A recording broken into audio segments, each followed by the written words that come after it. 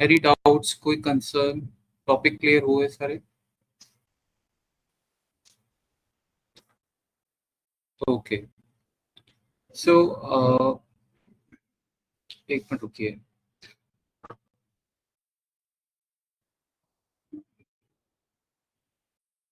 अभी जो मैं आपसे टॉपिक जो आपको कवर करा रहा हूँ आज, that is called referential integrity.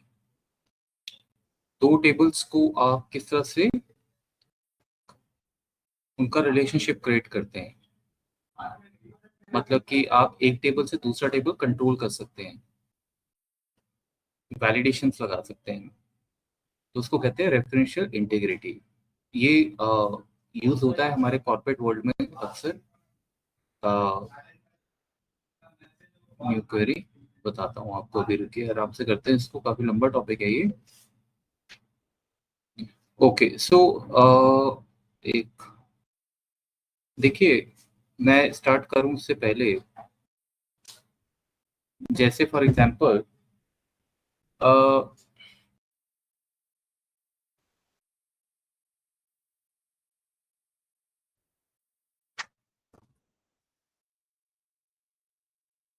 Okay, देखिए मैं आपको वैसे समझाता हूँ थोड़ा सा पहले। अ, ये आपके दो टेबल्स हैं यहाँ पे, ठीक है ना? दो टेबल्स हैं, और यहाँ पे लेट्स से ये फील्ड्स हैं, ठीक है ना? ये फील्ड्स हैं आपकी, लेट्स से कुछ कॉलम्स यहाँ पे हैं, कुछ रिकॉर्ड्स यहाँ पे हैं, और कुछ रिकॉर्ड्स आपके यहाँ पे है, ठीक है? ऐसा ही होता है हमेशा। अब आप ये मान के चलें कि आप प्लान क्या कर रहे हैं, कि आप ये कह रहे हैं कि एक मेरा मेन टेबल होगा और एक मेरा टेबल होगा जिसमें डेली का डेटा जाएगा, डेली ट्रांजैक्शंस जाएंगे। जैसे सपोज ये आपका सेल्स टेबल है, ठीक है?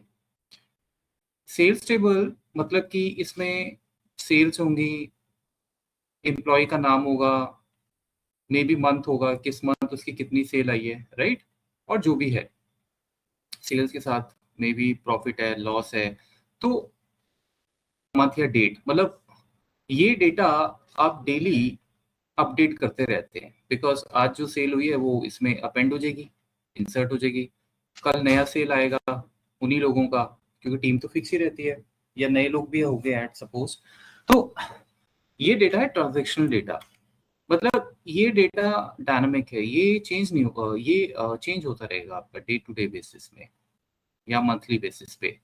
दूसरी तरफ आपका एक टेबल है जिसमें सिर्फ और सिर्फ आपके एम्प्लॉय के रिकॉर्ड्स हैं, ठीक है? एम्प्लॉय के रिकॉर्ड्स हैं, ये चेंज नहीं होता। आपके पास टोटल एम्प्लॉयज लेट्स से 50 हैं, ठीक है, या 100 है, या जितने भी है 10,000 है, आपने उनकी सारी डिटेल यहाँ पे रखी हुई है, उनकी एज, उनका gender, father's name, mother's name, incentive offered, salary offered, सारा कुछ। तो ऐसे टेबल्स स्टैटिक टेबल होते हैं, ट्रांजैक्शनल टेबल नहीं होते, क्योंकि एक बार जो डेटा यहाँ आ गया, वो डेटा डेली चेंज नहीं होगा, बिकॉज जो मेरा ऑफर, सैलरी है, इंसेंटिव है, मेरा नाम है, वो डेली चेंज नहीं होने वाले, वो कभी चेंज नहीं होंगे, वो हमेशा फिक्स रहेंगे, समझे आप? तो प्लान ये होता है कि अब ये डेटा आपका, इसमें लोग अपडेट क्वेरी चला रहे हैं, मतलब कोई रिकॉर्ड अपडेट करना है, किसी का सेल गलत हो गया, आपको उसको अपडेट करना है, तो अपडेट ही चलाओगे। या आपको लगा कि भाई किसी एम्प्लॉय का सेल मिस हो गया है, तो आप इंसर्ट क्वेरी चला दोगे, आपको पता लगा। क्योंकि देखो, जब आप काम करना शुरू करोगे तो ये डेली की चीजें हैं, ये आती रहेंगी, कोई एस्केलेशन आ जाएगी, कोई एडॉक रिक्वायरमेंट आ जाएगी, मतलब आपके जो स्टैंडर्ड काम है उनके अलावा, तो आप इंसर्ट क्वेरी चला दोगे, राइट? फिर आपको बोला गया अरे ये बंदा तो सिस्टम में है ही नहीं, इसको डिलीट कर दो, राइट? तो आप डिलीट क्वेरी भी चला सकते हो। मतलब इस टेबल पे सब कुछ होने वाला है, बिकॉज डेटा इसी टेबल पे आ रहा है। अब आप ये कह रहे हो कि ऐसी कोई भी क्वेरी अपडेट हो, इंसर्ट हो, डिलीट हो, वो तब तक ना चले जब तक कि इस टेबल से उसको अलाउ ना किया जाए, कुछ कुछ ऐसा। आप चाहो तो ये बोल सकते हो कि ये दोनों टेबल आपस में रिलेटेड है, ठीक है, ये पेरेंट है, ये चाइल्ड है। आपने रिस्ट्रिक्शन लगा दी इस टेबल पे कि इस टेबल से रिलेटेड जो भी टेबल्स होंगे उनमें इंसर्ट क्वेरी नहीं चलेगी। क्यों नहीं चलेगी? मतलब इस टेबल पे आप कह रहे हो मैं इंसर्ट क्वेरी अलाउ नहीं है, तो कोई यूजर इस टेबल को, इस पे इंसर्ट क्वेरी चला रहा है, उसको कमांड आ जाएगा this query is not valid, it is not allowed. क्यों? क्योंकि आप ये कह रहे हो कि कोई भी, सपोज इंसर्ट क्वेरी बेसिकली हम कब करते हैं, जब आपको डेटा ऐड करना हो, ठीक है। आप सपोज आपके पास कोई बंदा आया मुनीश, अब ये मुनीश एम्प्लॉय डेटाबेस में नहीं है और एम्प्लॉय डेटाबेस आप ट्रैक करते हो, राइट। अब आपने ये कहा कि भाई इस मुनीश को यहाँ तब तक नहीं इसको इसकी सेल्स ऐड की जाएगी जब तक ये मुनीश यहाँ पे पहले मैं इंसर्ट ना करूं, क्योंकि ये हमारा 51 एम्प्लॉय है। तो ये वैलिडेशन हो रही है कि कोई भी ऐसा डेटा, कोई भी ऐसा एम्प्लॉय आईडी यहाँ इंसर्ट ना हो जब तक वो एम्प्लॉय डेटाबेस में अपडेट ना हो जाए, ठीक है। इस तरह की चीजें, तो ये आप कैसे करोगे, बिकॉज ये आपने अभी तक कहीं नहीं देखा है, ठीक है। तो इसको कहते हैं रेफरेंशियल इंटीग्रिटी। इंटीग्रिटी का मतलब क्या होता है? इंटीग्रिटी का मतलब यही होता है कि डेटा की इंटीग्रिटी मेंटेन करना, मतलब डेटा को प्रॉपरली मेंटेन करना, डेटा सही इंफॉर्मेशन दे रहा हो, इंटीग्रिटी, ठीक है। किसी के प्रति आप जो वफादारी दिखाते हो, वैसे नाम इंटीग्रिटी वहां से आता है, ठीक है। तो इसमें इंटीग्रिटी इस तरह से ये वर्ड होता है कि जो यहाँ है वो यहाँ होना ही चाहिए। तो हम ऐसे टॉपिक पे आज बात करने जा रहे हैं, ठीक है। अब क्योंकि गाइस चैट जीपीटी आ गया है तो ये चीजें बहुत नॉर्मल हो गई हैं। एक टाइम था कि जब इनके एसक्यूएल लिखने में हमें मेहनत करनी पड़ती थी, समझे आप? तो इसीलिए अब आपका आधा काम तो चैट जीपीटी कर देगा, बिकॉज मैं एक सिंपल यहाँ पे कोड लिख दूंगा, एसक्यूएल लिख दूंगा, और उसको लिखते ही ये टेबल और ये टेबल आपस में इनका रिलेशनशिप बन जाएगा। पहले वो लिखना पड़ता था, गूगल करो या नोटपैड में रखो, या फिर आपका एक्सपीरियंस इतना ज्यादा हो गया कि आपको लाइन से याद हो गई है। तो आइए इस पे हम बात करते हैं। तो इसमें हम ये क्वेरीज जो है आपकी अपडेट, डिलीट, इंसर्ट, मतलब इस तरह की क्वेरीज ये सारी डिस्कस करने जा रहे हैं, ठीक है। लेकिन पहले, सबसे पहले हम देखते हैं कि रेफरेंशियल इंटीग्रिटी बनता कैसे है, ठीक है। तो ये टॉपिक आपको पता होना चाहिए। So we want to now study referential integrity in SQL Server. Please start this step by step with full explanation. Also share the create नया टेबल बनाते and insert queries. Insert SQLs for the tables.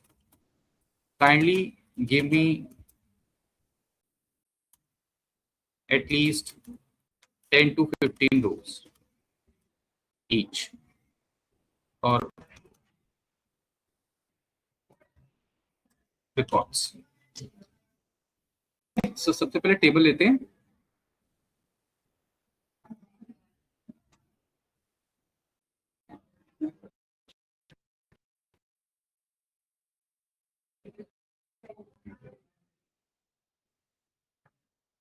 Okay, this is a core database concept and very important for real world system interviews. ठीक है, ये देखो, what is a referential integrity? Referential integrity ensures child table value must exist in parent table. मैंने आपको भी यही word बोला है ना, पेरेंट और चाइल्ड, ठीक है। तो पेरेंट टेबल कौन सा होता है, चाइल्ड टेबल कौन सा होता है, ये भी आप अभी देख लेंगे, बहुत इजी है। बेसिकली हम एक टेबल से दूसरा टेबल कंट्रोल करने की कोशिश कर रहे हैं ताकि गलती से भी कोई चीज इधर उधर प्लस माइनस ना हो। डोर क्लोज करवाना है।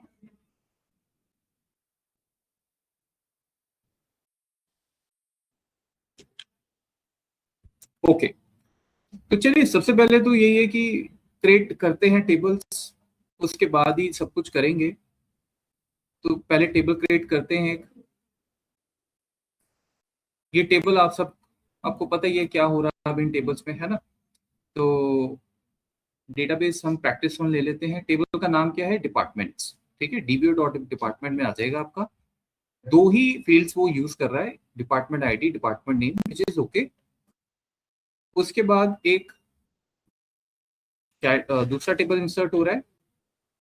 इसमें क्या हो रहा है देखिए, एम्प्लॉय आईडी आएगा, employee name, department ID, salary और फॉरेन की। ये देखिए फॉरेन की, ठीक है।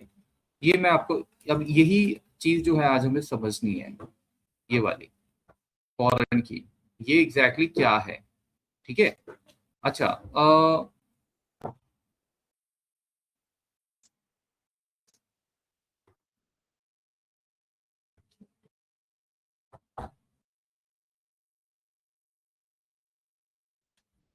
सबसे पहले मैं स्टेप बाय स्टेप चलता हूँ क्योंकि इन्होंने आगे पीछे दे दिया है।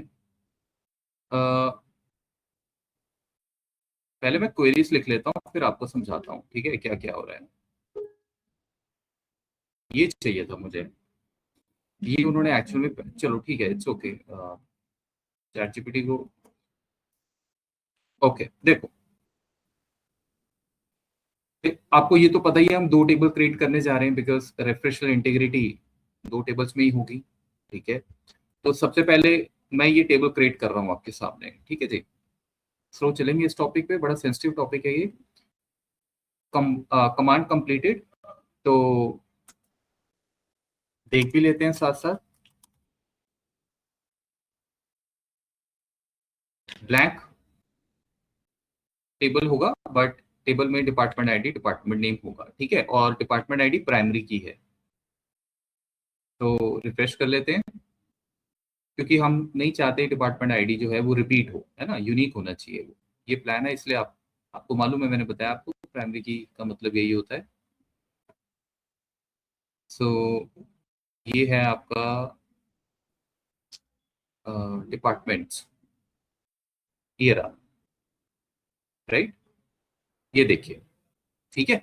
सो डिपार्टमेंट नेम आ सकता है, रिपीट हो सकता है, लेकिन डिपार्टमेंट आईडी नहीं होगा। तो ये तो एक सिंपल सा टेबल क्रिएट हो गया, ठीक है। अब इसी टेबल पे इंसर्ट भी चला लेते हैं, स्टेप बाय स्टेप चलते हैं। ये देखिए 5 डिपार्टमेंट है हमारे पास, ठीक है, सारे के सारे आपने इंसर्ट कर लिए। अब ये है टेबल आपका। तो आपके पास एक टेबल बन चुका है, और ये फिलहाल के लिए पेरेंट है, चाइल्ड है, ये हम बाद में बात करते हैं। एक टेबल बन चुका है, ठीक है। अच्छा, अब दूसरा टेबल आपको बनाना है, ठीक है। दूसरा टेबल का नाम जो है वो है एम्प्लॉइज, ठीक है, एम्प्लॉइज। अब यहाँ पे बहुत इंपॉर्टेंट चीज आप नोट कीजिए, कुछ खास हो रहा है, आपने नोट किया होगा। टेबल क्रिएट हो रहा है एम्प्लॉइज का, एम्प्लॉय आईडी आएगा, एम्प्लॉय नेम आएगा, डेटा टाइप आप सबको क्लियर है, इंटीजर वैर क्या है, प्राइमरी की होगा, एम्प्लॉय आईडी आप प्राइमरी की क्रिएट करना चाहते हो, डिपार्टमेंट आईडी इंटीजर होगा, लोगों की सैलरीज आएंगी।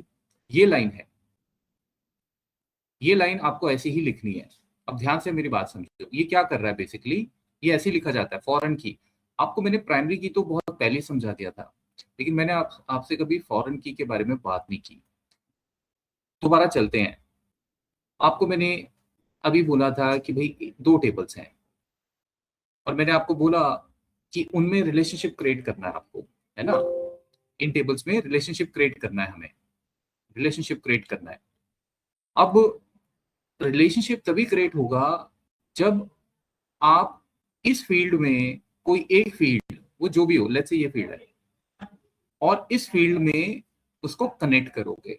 आप बताओगे कि पूरा का पूरा टेबल कंट्रोल होगा इस फील्ड और इस फील्ड से, वो फील्ड यहाँ पे भी होनी चाहिए और यहाँ पे भी होनी चाहिए, तभी रिलेशनशिप क्रिएट होगा। जॉइन जैसा ये कुछ कुछ है, लेकिन ये जॉइन नहीं है, ये बहुत डिफरेंट है। जॉइंट्स में कभी रिलेशनशिप क्रिएट नहीं होता। जॉइंट्स में आप क्या करते हो, आप सिर्फ इंफॉर्मेशन निकाल लेते हो एक कॉमन फील्ड के बेस पे। यहाँ पे इंफॉर्मेशन नहीं निकाल रहे हैं, यहाँ पे वैलिडेशन लगाने जा रहे हैं कि यहाँ पे इंसर्ट अलाउ करना है, अपडेट अलाउ करना है, नहीं करना है, बेस्ड ऑन दिस टेबल। तो अगर सपोज यहाँ पे हमारे पास, जैसे आप ध्यान से नोट करो, डिपार्टमेंट आईडी है, और ये जो टेबल अभी बन के आएगा इसमें भी यहाँ पे डिपार्टमेंट आईडी होगा, राइट। इस डिपार्टमेंट आईडी और इस डिपार्टमेंट आईडी का आप रिलेशनशिप आप क्रिएट करोगे। वो कैसे क्रिएट करते हैं, एक प्राइमरी की होगा और दूसरा फॉरेन की हो जाएगा। मतलब कि जब, जैसे आप लोग एक्सेल में वीलुकअप लगाते हो, जब आपने पाइथन में भी मर्ज किया था, आपने देखा था कि हम हमेशा कॉमन फील्ड्स को पकड़ते हैं, राइट, जो दोनों में कॉमन हो। तो जिस टेबल में एक फील्ड प्राइमरी की बन गई, वही फील्ड दूसरे टेबल में फॉरेन की बन जाती है। ये कहने का तरीका है, मतलब ये फॉरेन की इस टेबल की फॉरेन की बन जाएगी। जब ऐसा हो जाएगा तो ये आपस में इनका रिलेशनशिप क्रिएट हो जाएगा। तो जब आप यहाँ पे ये बोल रहे हो फॉरेन की, अब सबसे पहले क्या करता हूँ मैं, ये टेबल क्रिएट करता हूँ, ठीक है, ताकि आप उसको देख भी लो। आप फॉरेन की क्रिएट करने जा रहे हो किस पे, और किस टेबल के साथ उसका रेफरेंस क्रिएट होगा। रेफरेंस किस टेबल से क्रिएट होगा, डिपार्टमेंट, ये डिपार्टमेंट है, इसकी किस फील्ड से, डिपार्टमेंट आईडी। तो ये ऑलरेडी प्राइमरी की है, अगर ये फील्ड इस टेबल में बनेगी तो ये फॉरेन की बनेगी। दोनों प्राइमरी नहीं होंगी क्योंकि हमें रिलेशनशिप सेट करना है। जो फील्ड एक टेबल में प्राइमरी की होगी वही दूसरे में फॉरेन की बन जाती है। तो आप फॉरेन की अपने इस टेबल की फील्ड का नाम दोगे, जो कि है डिपार्टमेंट आईडी। ये कुछ भी हो सकता है नाम, उससे कोई फर्क नहीं पड़ता है, इसने दोनों सेम रखे हुए, लेकिन उसका रेफरेंस किससे होगा, वो वाला टेबल डिपार्टमेंट जो है ये वाला। तो ये सिंपल लाइन लिखने से क्या होगा कि टेबल भी क्रिएट हो जाएगा, और उसमें ये जो डिपार्टमेंट आईडी फील्ड है, जब आप वहां जाके देखोगे यहाँ पे लिखा आएगा FK, फॉरेन की, ठीक है। तो इतना सही काम करना होता है। ये एक सिंपल लाइन लिखने से क्या होगा, दोनों टेबल आपस में कनेक्ट हो जाएंगे। एग्जीक्यूट करते हैं। There is already object name employee here, तो आई थिंक हमने लास्ट टाइम बनाया होगा। सो मैं एक काम करता हूँ, मैं इसको EMPL कर देता हूँ, ठीक है। ये भी हो गया done. Select all from EMPL, ठीक है। और दूसरी है क्वेरी ये, तो ये दोनों टेबल अब तैयार हो गए हमारे। ये देखिए, अब इसमें डेटा इंसर्ट करेंगे EMPL में, EMPL, ये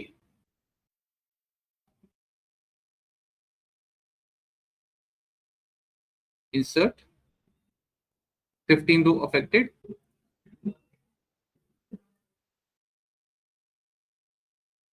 आइए अब डेटा देख लें एक बार, और आप समझ लो उसमें कौन सा टेबल क्या है। ये देखिए, ये है आपका टेबल, ठीक है। ये देखिए, ये टेबल है सेल्स का एक तरह से। अब जो सेल्स तो नहीं, खैर सैलरीज हैं जैसे इसमें, इसमें नोट कीजिए सारे आपके एम्प्लॉयज आ रहे हैं, ये देखिए, और उनके नाम हैं, उनके आईडीज हैं। अब डिपार्टमेंट आईडी यहाँ पे रिपीट हो रहा है, अगर आप नोट करो, यहाँ पे नहीं हो रहा है, यहाँ पे हमेशा यूनिक रहेगा, बिकॉज डिपार्टमेंट HR 4 लोगों को दिया जा सकता है, 50 लोगों को दिया जा सकता है, बट डिपार्टमेंट अपने आप में जब आप उसको देखो, उसका आईडी वो थोड़ी चेंज होगा, राइट। तो यहाँ पे जैसे अमित, नेहा, ये लोग HR से हैं, तो ऐसे और भी लोग आ सकते हैं, इसलिए यहाँ पे डिपार्टमेंट आईडी जो है वो रिपीट होगा, राइट। यहाँ पे नहीं होगा, बिकॉज यहाँ पे आप प्लान ये कर रहे हैं कि सिर्फ यहाँ पे डिपार्टमेंट लिखे जाएंगे, तो एक डिपार्टमेंट एक बार ही हम लिखेंगे, रिपीट नहीं करेंगे उसे, ठीक है। तो उसी तरीके से अगर आप नीचे देखो, ये लोग सिमरन, करण, राज, ये आपके आईटी से हैं, ठीक है ना, इस तरह से। तो आप अगर याद करो अभी, ये वाला टेबल, इसमें हमने ये पीके बनाया हुआ है, करेक्ट। और ये वाला, क्योंकि देखो फील्ड तो सेम होना चाहिए ना, तभी रिलेशनशिप बनेगा। ये भी आईडीज हैं, ये भी आईडीज हैं डिपार्टमेंट के, ये बन गया फॉरेन की, फॉरेन की उस टेबल का। हालांकि इस अपने टेबल में आपने, इस वाले टेबल में इसको प्राइमरी की बनाया हुआ है, वो अलग चीज है। वो मैं ये चाहता हूं कि डिपार्टमेंट कभी, एम्प्लॉयडी कभी भी रिपीट ना हो इस टेबल में, वो अलग चीज है। लेकिन इस टेबल का, इस टेबल से रिलेशनशिप जो क्रिएट हो रहा है, वो इन दोनों फील्ड से हो रहा है, डिपार्टमेंट आईडी, डिपार्टमेंट आईडी। तो ये फॉरेन की है, फॉरेन की में चीजें रिपीट हो सकती हैं।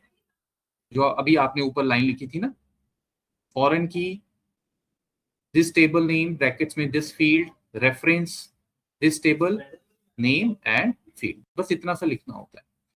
अब यहाँ पे एक बार रिफ्रेश करते हैं।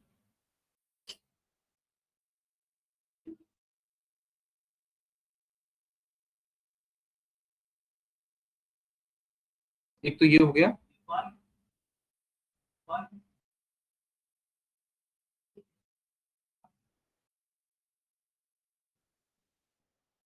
ये देखिए फॉरेन की। जब आप इस टेबल को देखें और आपसे कोई पूछे ये फॉरेन की मतलब ये एफ के क्या है, तो आप उसको ये चीज ऐसे समझाओगे कि ये किसी और टेबल के साथ लिंक हो रखी है, किसी और टेबल के साथ लिंक हो रखी है, और वहां पे ये प्राइमरी की होगी ही होगी। जिस टेबल में ये फील्ड प्राइमरी की होगी, दूसरे टेबल में ये प्राइमरी की नहीं हो सकती, क्योंकि रिलेशनशिप प्राइमरी की और फॉरेन की के बेस पे बनता है, ठीक है। तो मतलब इसको देखने से ये क्लियर हो जाएगा कि ये कहीं ना कहीं किसी ना किसी टेबल के साथ रिलेटेड है, ठीक है। तो दूसरा टेबल हमारा कौन सा था, डिपार्टमेंट्स, हाँ, ये और ये। तो ये जो लाइन आपने अभी लिखी है, this is called referential integrity. Table create करते ही आपने ये लाइन बना दिया। अगर आप ये चीज भूल जाओ कि भाई आपने टेबल क्रिएट किया लेकिन ये लाइन नहीं लिखी, क्योंकि टेबल तो ऐसे भी क्रिएट हो सकता है ना, तो फिर आपको ये टेबल ऑल्टर करना पड़ेगा। उसका एसक्यूएल आपको चैट जीपीटी से मिल जाएगा कि भाई आपको बाद में ध्यान आया कि रिलेशनशिप क्रिएट करना था, समझे आप। तो वो भी कर सकते हो, बाद में भी कर सकते हो, बट हमने क्रिएशन के टाइम ही कर दिया, बिकॉज हमें ऑलरेडी पता है कि हम कुछ ऐसा अभी करने वाले हैं, ठीक है। तो अभी हमारे पास दोनों टेबल्स बन चुके हैं। अब हमें ये देखना है, जैसे मैं आपको बता रहा था कि किस तरह से डेटा कंट्रोल होता है, क्योंकि दोनों टेबल्स के रिलेशनशिप सेट हो गए हैं, ठीक है। तो पर हम बात करते हैं।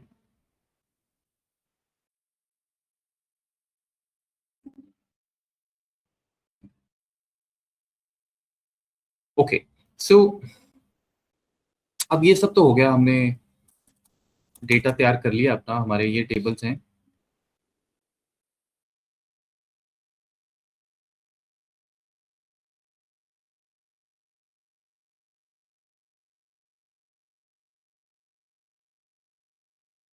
ओके, सो स्टेप 4, टेस्ट दी रेफरेंशियल इंटीग्रिटी। टेस्ट करके देखिए आप चीजें चल रही हैं या नहीं चल रही हैं, क्योंकि आपने इंटीग्रिटी तो बना दी, ठीक है ना।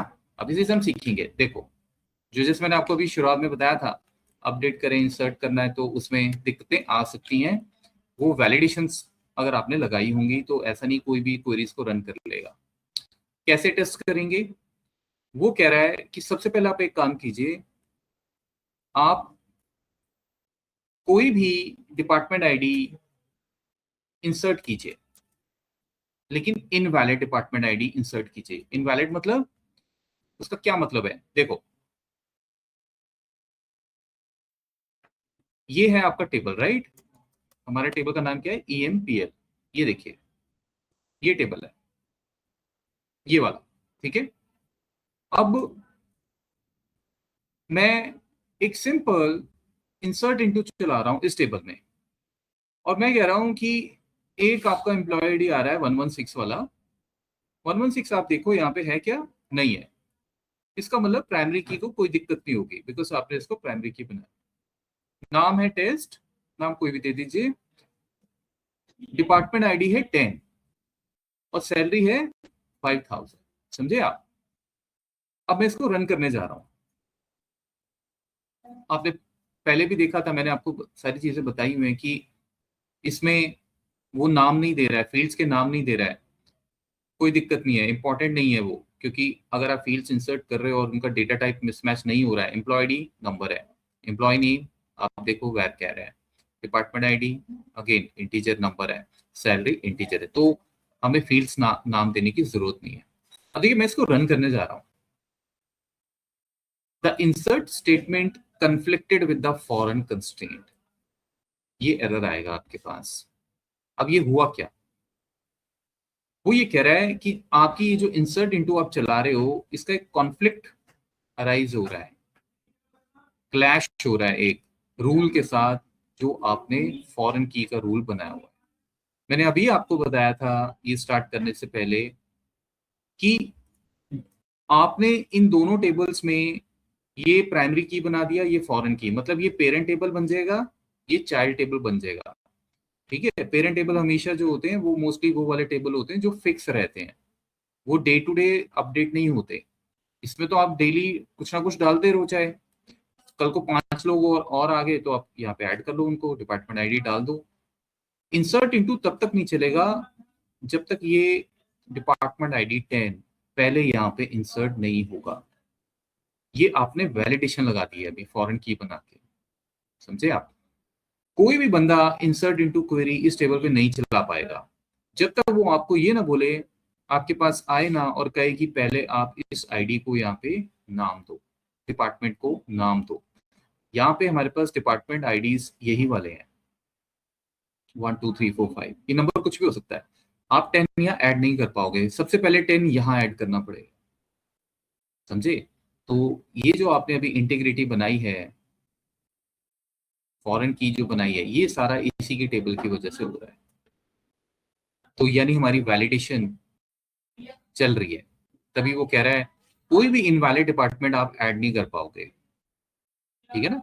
तो इससे दो चीजें होंगी, एक तो ये कि कोई नया डिपार्टमेंट आईडी है, ऑटोमेटिकली आपकी ऑडियंस आपके पास आएगी, या इवन अगर आप भी इसको रन कर रहे हो तो आपको ध्यान आ जाएगा, अच्छा मैंने मेन टेबल में तो डिपार्टमेंट आईडी डाला ही नहीं, तो दोनों जगह टेबल्स में बैलेंस रहेगा।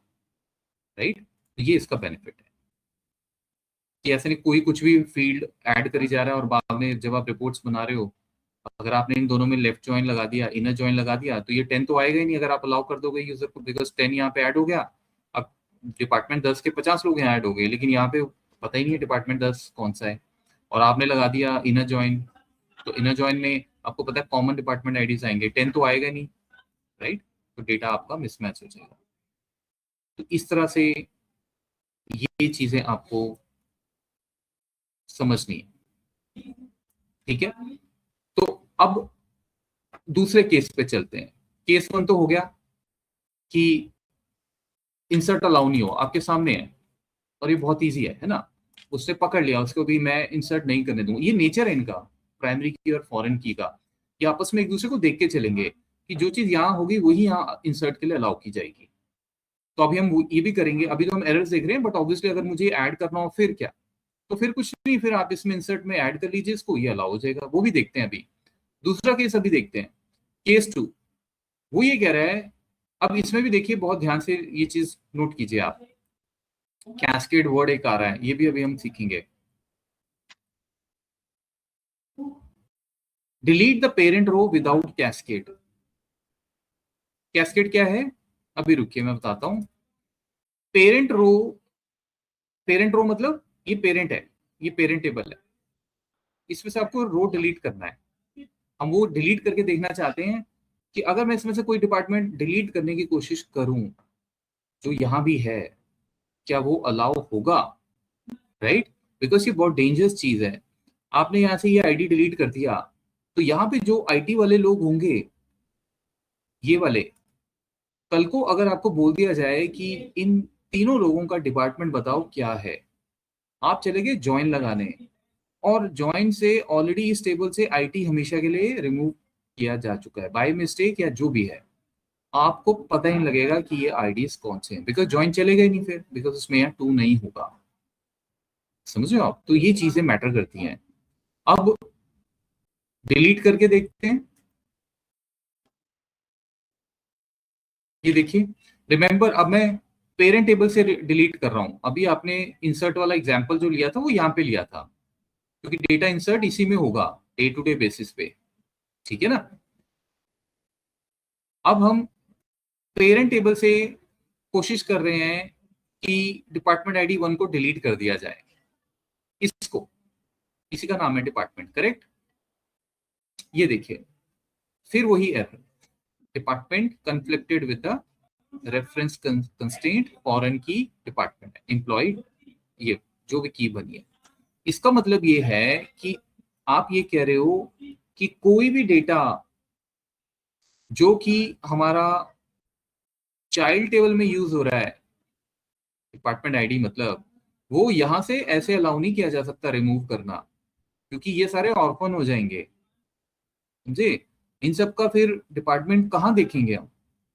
ये ऑलरेडी डेटा यहाँ आ चुका है, तो हम ये इंश्योर कर रहे हैं गलती से भी कोई भी डिपार्टमेंट आईडी जो यहाँ पे है वो यहाँ से डिलीट ना हो, क्योंकि नहीं तो फिर आप उनको ट्रैक नहीं कर पाओगे कि वो डिपार्टमेंट आईडीज कौन से थे, ठीक है। तो इसका मतलब डिलीट क्वेरी जो है वो आपने रिस्ट्रिक्ट कर दी कि आप डिलीट नहीं कर सकते। अब मेरी बात आप ध्यान से यहाँ नोट कीजिए। अगर यही क्वेरी मैं दूसरे टेबल में चला दूं, जिसका नाम है ईपीएल, यही नाम है। देखो, मैं कह रहा हूं इस टेबल से डिलीट कर दिया जाए डिपार्टमेंट आईडी 1, ये, इसको रन करते हैं। देखो क्या किया उसने, 3 रोज अफेक्टेड। इसका मतलब क्या हुआ कि चाइल्ड टेबल से उसने डिलीट अलाउ कर दिया, देखो 1 चला गया यहां से, लेकिन प्राइमरी टेबल से, पेरेंट टेबल से वो डिलीट नहीं अलाउ कर रहा है। क्यों? क्योंकि आप नोट करो, ये है प्राइमरी की, ठीक है, और ये है फॉरेन की। रेफरेंशियल इंटीग्रिटी ऐसी चलती है, राइट। अब देखो, वो ये कह रहा है कि ये आपका मेन टेबल है, अगर यहां से आपने कोई डिपार्टमेंट डिलीट कर दिया तो यहाँ जो डिपार्टमेंट 1 वाले लोग होंगे उनका पता कैसे लगेगा कौन सा डिपार्टमेंट है? आपको चाहिए होगा जब आप ज्वाइन लगाओगे दोनों से, इंफॉर्मेशन नहीं आएगी। इसीलिए एज अ रूल वो ये कहता है कि यहां से मैं अलाउ नहीं करूंगा आपको डिलीट, लेकिन यहां से मैं अलाउ कर रहा हूं। क्यों? क्योंकि ये डेटा आपका डे टू डे ऐड होता है, ये बढ़ रहा है डेटा आपका। यहां से आप अगर कोई आईडी, डिपार्टमेंट आईडी डिलीट कर दो, उससे डिपार्टमेंट स्टिल मेरा सेफ है। अब देखो, वो 1 वाले चले गए, ठीक है ना, लेकिन 1 चले गए, लेकिन आज भी हमें पता है कि 1 इज फॉर एचआर, तो उसने यहां अलाउ कर दिया, बट वो यहां अलाउ नहीं करेगा आपको।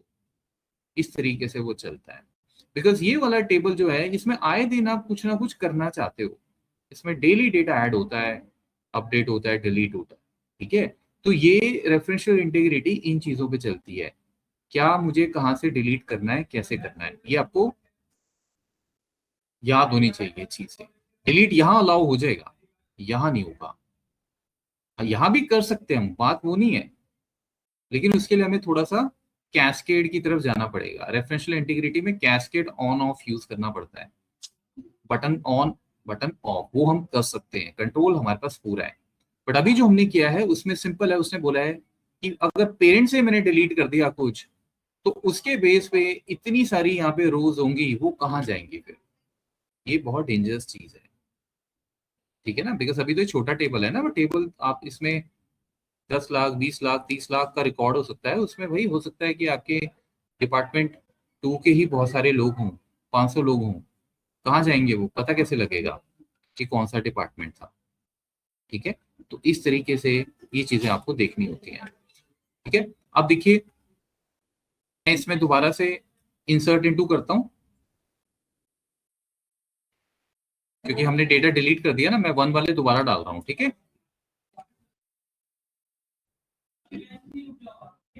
ये थे 1 वाले। तो यहां से यहां तक इसको सिलेक्ट कीजिए।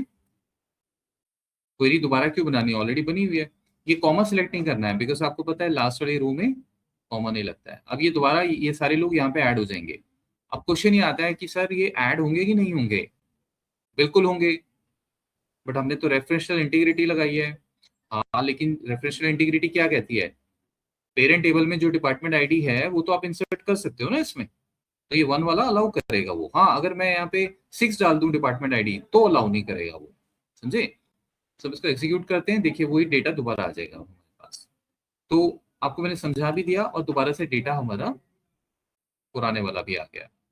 तो ये वैलिडेशंस हैं, ठीक है, बड़े लेवल्स की। इस तरह से पूरा का पूरा टेबल क्रिएट किया जा सकता है। सो इसमें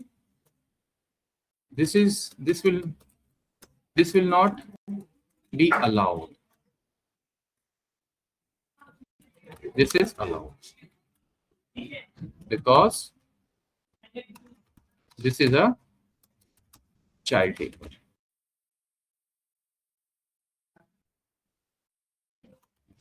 because this is a parent table.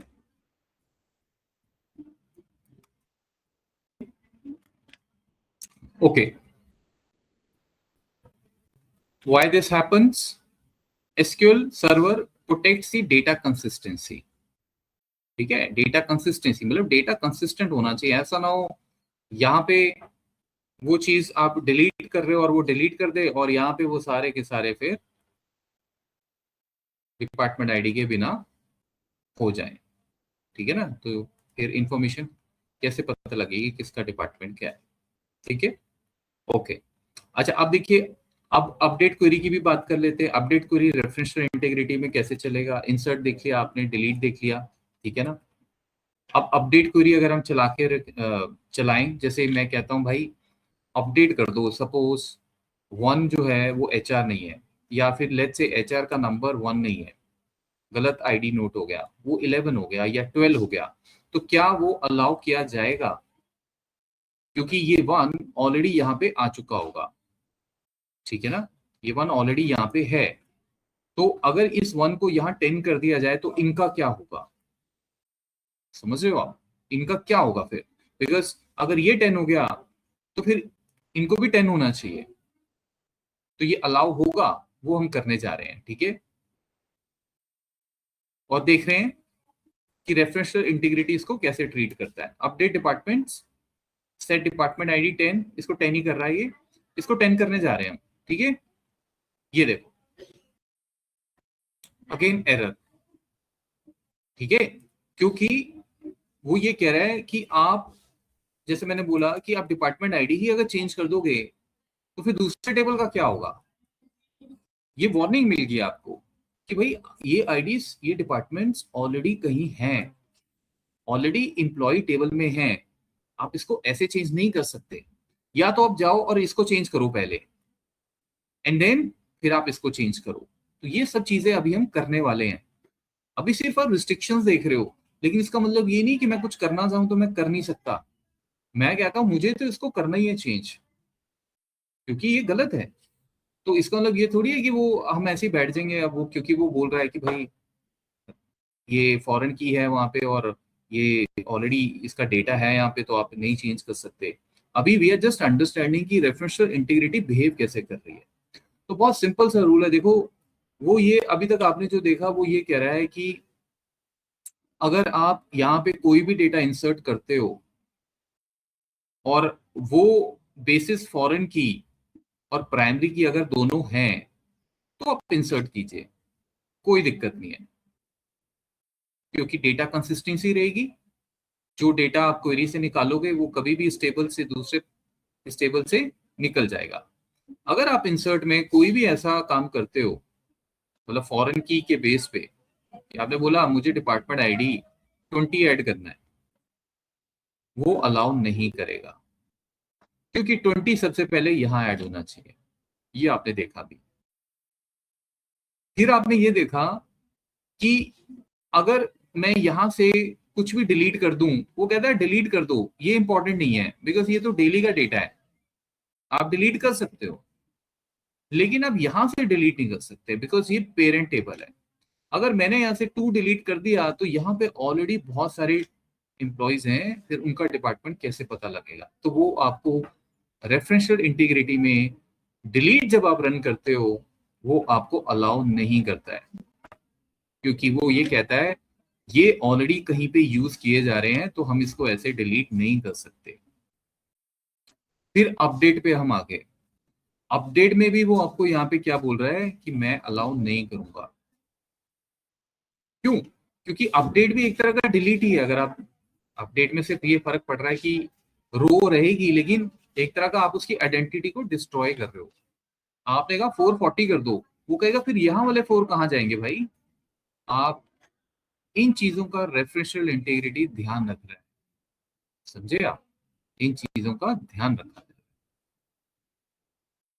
तो ये एज अ रूल चल रही हैं चीजें, बट आप इनको ऑफ ऑन कर सकते हो कि अब आपका मन किया कि भाई मैं तो डिलीट करूंगा, मुझे चाहिए फॉर एग्जाम्पल, तो उसका कोई ना कोई हमारे पास सोल्यूशन होगा। अपडेट, मैं चाहता हूं अपडेट चले इसमें, तो रेफरेंशियल इंटीग्रिटी के बाद नेक्स्ट चीज जो आ जाती है वो आ जाती है कैस्केड। इसको कहते हैं cascade. Cascade on end of, ये आपको और कंट्रोल देगा। ठीक है, अभी तो प्योरली जो एसक्यूएल जिस तरह से ट्रीट कर रहा है वो देख रहे हो, पर आपको पता होना चाहिए कि मेरी इंटीग्रिटी बिल्कुल सही चल रही है। ठीक है ना? So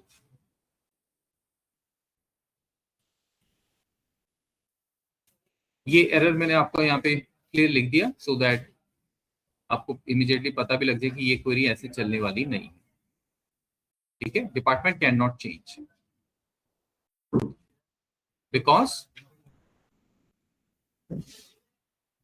because employee table is already using department ID. दूसरा टेबल ऑलरेडी यूज कर रहा है। ठीक है, ओके।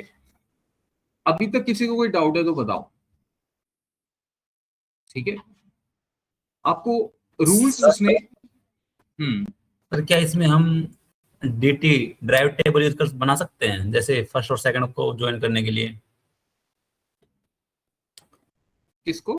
डीटी अप्लाई कर सकते हैं हम इस पे, सेकंड वाले टेबल पे? टेबल डीटी अप्लाई कर सकते हो? मतलब समझा नहीं मैं उसका मतलब। रेफरेंशियल इंटीग्रिटी से सर मैं ये कह रहा हूँ, जैसे कि अगर हमें जैसे सेकंड वाले टेबल पे डीटी अप्लाई करके फर्स्ट वाले टेबल साथ उसको अपडेट करना हो तो पॉसिबल होगा? कैसे पॉसिबल होगा वो समझा दो एक बार। जैसे हमें सैलरी को निकालना है सेकंड वाले टेबल से और विद विद डिपार्टमेंट, वो कैसे निकलेगा सर? मतलब इनका डिपार्टमेंट आपको चाहिए, नेम हाँ। चाहिए। हम्म। डिपार्टमेंट नेम इस टेबल से कैसे निकलेगा पहले आप बताओ, ये जो आपने भी सीखा है तो उसमें। उसमें तो नॉर्मली जैसे हम अप्लाई करते हैं, जो नॉर्मल क्यूरी अप्लाई करते हैं फर्स्ट ज्वाइन करके, एक्ट हाँ क्यूरी तो चला करके, तो हाँ उसमें तो कोई रोल नहीं इसका फॉरेन की नहीं का? नहीं नहीं, वो सिर्फ रिस्ट्रिक्शंस के लिए है। अब आप यहाँ पे अगर लेफ्ट जॉइन लगाओगे या जो भी राइट जॉइन लगाओगे वो निकल जाएगा, जैसे आपने बोला तो कि बस वही एक थोड़ा डाउट, मतलब अगर वांट टू। फॉरेन के नहीं नहीं लगाइए नहीं, तो आपका। हाँ, देखो रेफरेंशियल इंटीग्रिटी से कोई चीज चेंज नहीं होगी जो अभी तक आपने सीखी है। हैविंग लगाना है, ग्रुप लगाना है, जो मर्जी लगाओ, ज्वाइन लगाना है, जो मर्जी लगाओ। रेफरेंशियल इंटीग्रिटी से बस एक चीज ध्यान में वो रखेगा कि डेटा मेरा इनबैलेंस ना हो रहा हो। जब आप क्वेरी लगा रहे हो, क्वेरी में चाहे आप ज्वाइन लगाओ या कुछ लगाओ, उससे आप डेटा को चेंज नहीं कर रहे हो, वो तो आप अपनी इंफॉर्मेशन निकाल रहे हो। डेटा चेंज तब होता है जब आपने बोला भाई इसमें ये चेंज कर दो, इसमें ये डिलीट कर दो, इसमें ये इंसर्ट कर दो, तब जाके वो ये देखेगा कि ये अलाउ करना है कि नहीं करना है। अदरवाइज आप कुछ भी करो, जैसे I want to find the department name for example, जैसे आपने बोला using these tables, will it affect?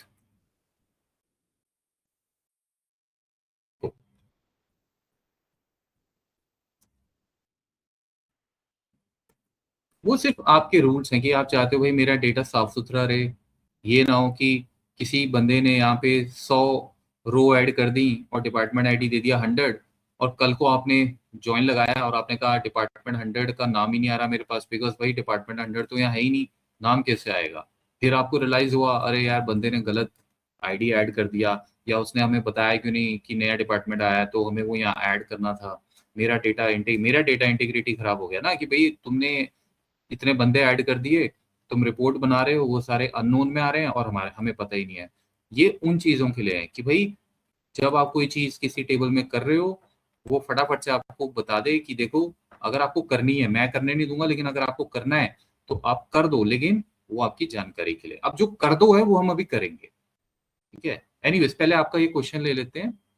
तो ज्वाइन कैसे लगता है? जैसे हम इनर ज्वाइन अगर हमें लगाना हो, ठीक है, तो सिलेक्ट कीजिए। मैंने आपको कैसे समझाया हुआ है, तो सिर्फ सिलेक्ट ऑल कीजिए, कुछ मत देखिए क्या चाहिए, सब कुछ चाहिए। सपोज फ्रॉम, ये हमारा टेबल है, इसका नाम क्या था?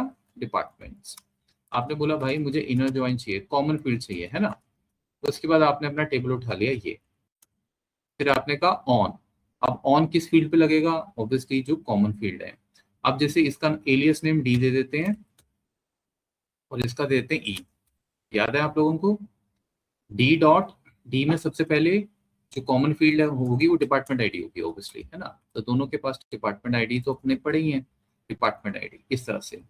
तो ये आपका एक ज्वाइन लग गया। अब सिलेक्ट ऑल की जगह जैसे आपने बोला कि मुझे सिर्फ और सिर्फ नाम चाहिए, ठीक है, तो अब जैसे अब ये फर्स्ट टेबल है, ये सेकंड टेबल है, जो आपको चाहिए वो आप रख लो। जैसे मैं कहता हूँ ई से मुझे चाहिए एम्प्लॉय आईडी, ई से मुझे चाहिए उनका नाम, दूसरे टेबल से मुझे चाहिए उनका डिपार्टमेंट नेम। 3 फील्ड निकल के आ जानी चाहिए। और ये लीजिए, तो रेफरेंशियल इंटीग्रिटी का इससे कोई लेना देना नहीं है everyone. It was a good question, fundamentally पूछना बनता है। तो सभी को एक चीज क्लियर हो जाए, मैंने आपको पहले भी बोला है, ये ना तो डीडीएल है ना डीएमएल है, ये डीक्यूएल है। ये सिलेक्ट क्वेरी आपके मेन टेबल्स को थोड़ी इफेक्ट करती है कि वहां पे कुछ हो रहा है, ये तो अलग चल रही है। तो रेफरेंशियल इंटीग्रिटी इससे कोई प्रॉब्लम नहीं करती है। रेफरेंशियल इंटीग्रिटी तब आती है जब आप टेबल्स में जाकर वहां पर उनको चेंज करने की कोशिश कर रहे हो, तब वो देखती है कि मुझे कहाँ कौन सी चीज करनी है। चेंज मतलब अपडेट भी हो सकता है, डिलीट भी हो सकता है, इंसर्ट भी हो सकता है ना? क्योंकि आप तीनों क्वेरी जब चलाओगे तो उसमें क्या होगा, चेंजेस ही होने जा रहे हैं। तब वो जाके अलर्ट होगी कि अब ये करना चाहिए या नहीं करना चाहिए। बाकी आप जो मर्जी करो, हैविंग लगाओ, ग्रुप लगाओ, कोई फर्क नहीं पड़ता, ठीक है। सो अब वापस आ, थैंक यू सर। वेलकम। अब गाइस ये दोनों टेबल्स आपके तैयार हो चुके हैं। मतलब आपने देख लिया कि कौन सी चीज अलाउ होगी, कौन सी चीज अलाउ नहीं होगी। जब आप 5-6 बार 10 बार इनको रन करके देख लोगे, आपको अपने आप एक अंडरस्टैंडिंग बन जाएगी कि कौन सी चीज अलाउ होगी या नहीं होगी। देखो, जो प्राइमरी की होती है वो हमेशा पेरेंट टेबल में जाती है, और फॉरेन की हमेशा उन टेबल्स में जाती है जो आपके चाइल्ड टेबल है, मतलब जिसमें डे टू डे चीजें आ सकती हैं, ऐड होती जाएंगी, समझे? तो उनके बेसिस पे वो ये देखता है कि मुझे डेटा मेंटेन करना है, इंटीग्रिटी मेंटेन करनी है, बैलेंस मेंटेन करना है, मैं क्या चीज यहाँ अलाउ करूँ, क्या चीज यहाँ अलाउ ना करूँ। अब आप खुद सोचो ना, जैसे इंसर्ट में आप कंफ्यूज हो गए कि भाई मुझे सेशन में बताया गया था कि इंसर्ट पता नहीं यहाँ चलेगा या यहाँ नहीं चलेगा। आप एक बार अपने आप क्वेश्चन करो कि रेफरेंशियल इंटीग्रिटी क्रिएट हो चुका है, अगर मैं यहाँ पे कोई भी नया डिपार्टमेंट डालता हूँ, जैसे मैंने डाल दिया डिपार्टमेंट 6 और उसका नाम हमने दे दिया प्रोडक्शन, क्या वो अलाउ करेगा? बिल्कुल करेगा। क्यों? क्योंकि ये मेन टेबल है। अगर आप यहाँ पे आप कोई भी डिपार्टमेंट डाल रहे हो, वो ऑलरेडी यहाँ पे होगा ही नहीं कभी, तो क्लैश कैसे होगा, समझ रहे हो? तो यहाँ पे पेरेंट टेबल में इंसर्ट अलाउ हो जाएगा, अभी हम करने वाले हैं इंसर्ट। लेकिन अगर आप यहाँ पे सीधा बोल दो कि मुझे यहाँ पे वो डिपार्टमेंट चाहिए प्रोडक्शन 6, फिर वो ये कहेगा कि यार ये सारा टेबल फॉरेन की वाला तो प्राइमरी की से अटैच है, और प्राइमरी की में आपने वो चीज डाली नहीं है, तो कल को अगर जैसे अभी हमने ज्वाइन लगाया, आपने लगा दिया, क्योंकि फाइनली आप इंफॉर्मेशन भी तो निकालोगे ना दोनों टेबल से, काम करोगे दुनिया भर का, फिर वो वाला डिपार्टमेंट यहाँ पे देखेगा कैसे? वो दिखेगा ही नहीं, दिखेगा नहीं। इनर ज्वाइन लगेगा तो इनर तो यही पकड़ेगा, 6 वाला डिपार्टमेंट आएगा ही नहीं, 7 वाला डिपार्टमेंट आएगा ही नहीं, बिकॉज आपने यहाँ पे डाला ही नहीं। तो इसीलिए वो प्रायोरिटी ले रहे, इंसर्ट यहाँ पे नहीं चलने दूंगा, यहाँ पे आप डालो, ये तो और अच्छी बात है, बिकॉज यहाँ पे अगर 6 डल गया तो फिर मुझे यहाँ क्या दिक्कत है 6 डालने में? रेफरेंशियल इंटीग्रिटी की बात हो रही है। अगर रेफरेंशियल इंटीग्रिटी नहीं क्रिएट किया आपने, फिर तो जो मर्जी करो, फिर तो दोनों टेबल्स का आपस में कोई लेना देना ही नहीं है ना गाइस, ठीक है ना? तो इसीलिए जब आप बड़े बड़े डेटा पे काम करते हो ना, ये चीजें मैटर करती हैं। आए दिन इन पे लड़ाइयां होती हैं, अगर मैं आपको सही बोलूं, समझे आप? कि जैसे फॉर एग्जांपल आपने यहाँ पे डिपार्टमेंट आईडी मैंने जैसे बोला 10 डाल दिया, 11 डाल दिया, 12 डाल दिया, क्योंकि वो डिपार्टमेंट है। लेकिन इस बंदे ने वो मिस कर दिया, फॉर एग्जाम्पल उसको नहीं पता लगा या नई इंफॉर्मेशन थी, आपने ऐड कर दिया, बिकॉज कोई रेफरेंशियल इंटीग्रिटी है नहीं, ठीक है? कल को जब रिपोर्ट्स बनेंगी तो इस बंदे और इस बंदे का कॉन्फ्लिक्ट हो जाएगा, बिकॉज आपने रिपोर्ट शूट कर दी मैनेजर्स को, पूरे फ्लोर में रिपोर्ट चलेगी, उस रिपोर्ट में सबके डिपार्टमेंट्स आ रहे हैं, तो ये एचआर का डिपार्टमेंट है, ये इसका है, एक डिपार्टमेंट या जितने भी डिपार्टमेंट हैं जो मैंने आपको बोला 10, 11, 12, वो सारे यहाँ पे नल आ जाएंगे अगर आपने लेफ्ट या राइट ज्वाइन यूज किया हो। इनर किया है तो उसमें तो आएंगे नहीं, फिर कोई ना कोई आपको वहां से डायरेक्टर, मैनेजर स्टिंकर मारेगा। स्टिंकर समझते हो? स्टिंकर होता है, स्नैपशॉट्स मारते हैं, वो एस्केलेशन होता है कि भाई ये नल क्यों आ रहा है, कि भाई डिपार्टमेंट तो ज्यादा है, कम क्यों आ रहे हैं। फिर आप और आप, ये दो बंदे, ये आपस में ये कहेंगे भाई इसकी गलती है, इसकी गलती है, आप समझ रहे हो? और अगर आप ही दोनों टेबल देख रहे हो तो फिर आप फंस जाओगे। फिर आपने, अब काम इतना ज्यादा था भाई, मुझे नहीं ध्यान रहा, मैंने वो यहाँ पे तो ऐड कर दी, बट मैं यहाँ भूल गया, और फिर रिपोर्ट में भी मैंने ध्यान नहीं दिया, फॉर एग्जाम्पल, क्योंकि मैंने इनर ज्वाइन बनाया, इनर ज्वाइन ने मुझे रिपोर्ट दे दी, कोई नल आया नहीं, या तो मैं राइट ज्वाइन लगाता, तो राइट ज्वाइन वाला ये डिपार्टमेंट आईडी 11, 12, 13 उठा, जो भी है वो उठा लेता, और उसके आगे नल दे देता, एटलीस्ट मुझे पता लग जाता कि नल आ रहा है, कुछ भाई कुछ गड़बड़ है। आप भी गलती कर सकते हो ना, तो वहां पे फिर होती है बड़ी बड़ी प्रॉब्लम्स, बिकॉज आए दिन डेटा पे काम हो रहा है, डेली 1000, 2000, 3000 रिकॉर्ड्स ऐड हो रहे हैं, समझे? तो ये अभी छोटे छोटे टेबल्स है, इसलिए आपको लग रहा होगा, बट जब ये टेबल लाखों में हो जाते हैं, ठीक है? अब आप किसी एयरटेल कंपनी में हो, एयरटेल में दिन की कॉल्स ही मेरे ख्याल से 2-3 लाख कम से कम आती होंगी ऑल ओवर इंडिया पे, इनमें भी ज्यादा, समझे? तो वहां पे कोई ऐसी चीज ना हो जाए, तो ये रेफरेंशियल इंटीग्रिटी हम मेंटेन करके चलते हैं, ताकि जब फाइनली मैं क्वेरी से रिपोर्ट्स निकाल रहा हूँ, मेरा ये बस फोकस रहे कि भाई कोई भी ऐसा डिपार्टमेंट जो यहाँ ऐड नहीं हुआ है, क्योंकि इसका नाम है, या आगे और भी कुछ और हो सकती है इंफॉर्मेशन, डिपार्टमेंट का हेड का नाम आ सकता है, डिपार्टमेंट हेड के बाद डिपार्टमेंट किस दिन क्रिएट हुआ है, डिपार्टमेंट कौन से फ्लोर पे है, कितनी सारी इंफॉर्मेशन हो सकती है, वो सारी की सारी तभी अलाउ होगी जब यहाँ पे और यहाँ पे वो दोनों एग्जिस्ट करते होंगे। अब डेली नहीं आप ये देखने बैठोगे ना, आपको ऑटोमेटिक सिस्टम चाहिए होगा कोई, ठीक है ना? ऑटोमेटिक सिस्टम चाहिए होगा जो आपको ट्रिगर दे दे कि मैं नहीं करने वाला ये, ठीक है? तो इस तरह से ये चीजें होती है। कई बार क्या होता है, आपको मैं पर्सनल एक्सपीरियंस से बता रहा हूँ कि due to the lack of referential integrity, पूरा महीना आपकी रिपोर्ट चली जा रही है, चली जा रही है, कोई देख ही नहीं रहा है। मैनेजमेंट में भी बॉसेस जो होते हैं वो अक्सर इतनी बारीकी से, मतलब वो कई बार मिस कर जाते हैं वो भी चीजें। महीने बाद पता लगा जब आपने पूरी रिपोर्ट बना दी कि भाई नंबर्स हो गए मिसमैच, बिकॉज 2-3 डिपार्टमेंट पूरे मिस हो गए। फिर कोई ना कोई, जब वो डिपार्टमेंट, देखो जो चीज जल्दी कैप्चर हो जाए वो उतना अच्छा, जो जितना लेट कैप्चर होगी, मतलब कि जितना लेट इश्यूज का पता लगेगा ना, वो उतना ही आपके ऊपर बैकफायर होगा, समझे? तो महीने बाद किसी ने देखा कि भाई बंदे ने 30 दिन की रिपोर्ट बना दी डेली आके, और यही चेक नहीं किया। तो जनरली जो MIS में होते हैं, डेटा एनालिस्ट, बिजनेस एनालिस्ट, ये उनके काम होते हैं, सारा का सारा काम आप पे आएगा, कोई नहीं पूछेगा किसी और डिपार्टमेंट वाले को, ठीक है? क्योंकि ये काम आपके होते हैं, ठीक है? तो अब जैसे मैंने बोला कि वो जो आपको अलाउ कर रहा है या नहीं कर रहा है, आप उस पर भी कंट्रोल अब करना चाहते हो, वो कैसे होगा? ठीक है, उसके लिए रेफरेंशियल इंटीग्रिटी में कैस्केड रूल लगते हैं। कैस्केड, देखो वो बोल रहा है we control the behaviour, now it is a time we control the behaviour. क्योंकि भाई करता धरता तो आप हो ना, वो तो रूल लगने से क्या होता है, अगर मुझे काम कराना है तो वो तो मैं कराऊंगा ना, बट हाँ मुझे एक बार वार्निंग मिल जाए कि आप यहाँ पे ये चीज करने जा रहे हो और ये नहीं होनी चाहिए, उसके बाद मेरा मन जो करेगा मैं उस हिसाब से चलूंगा।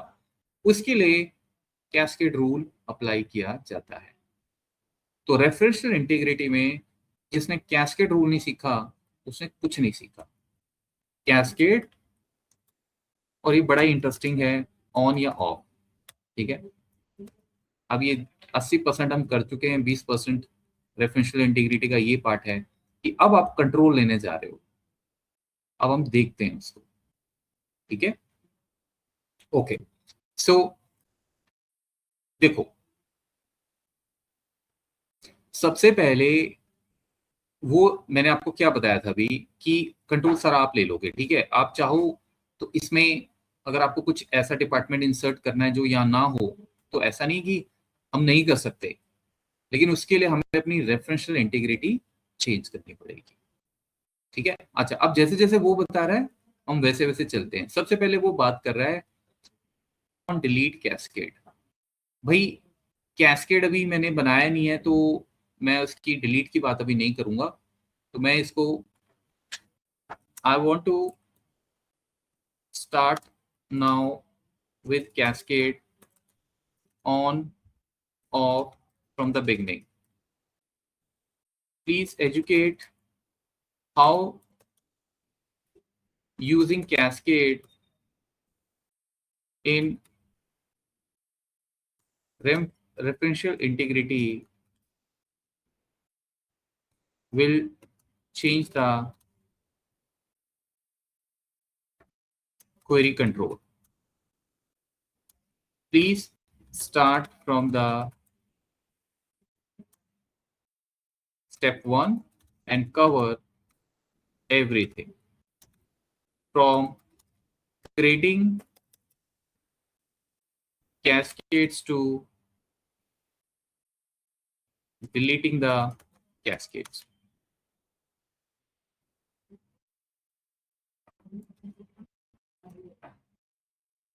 ठीक है, okay,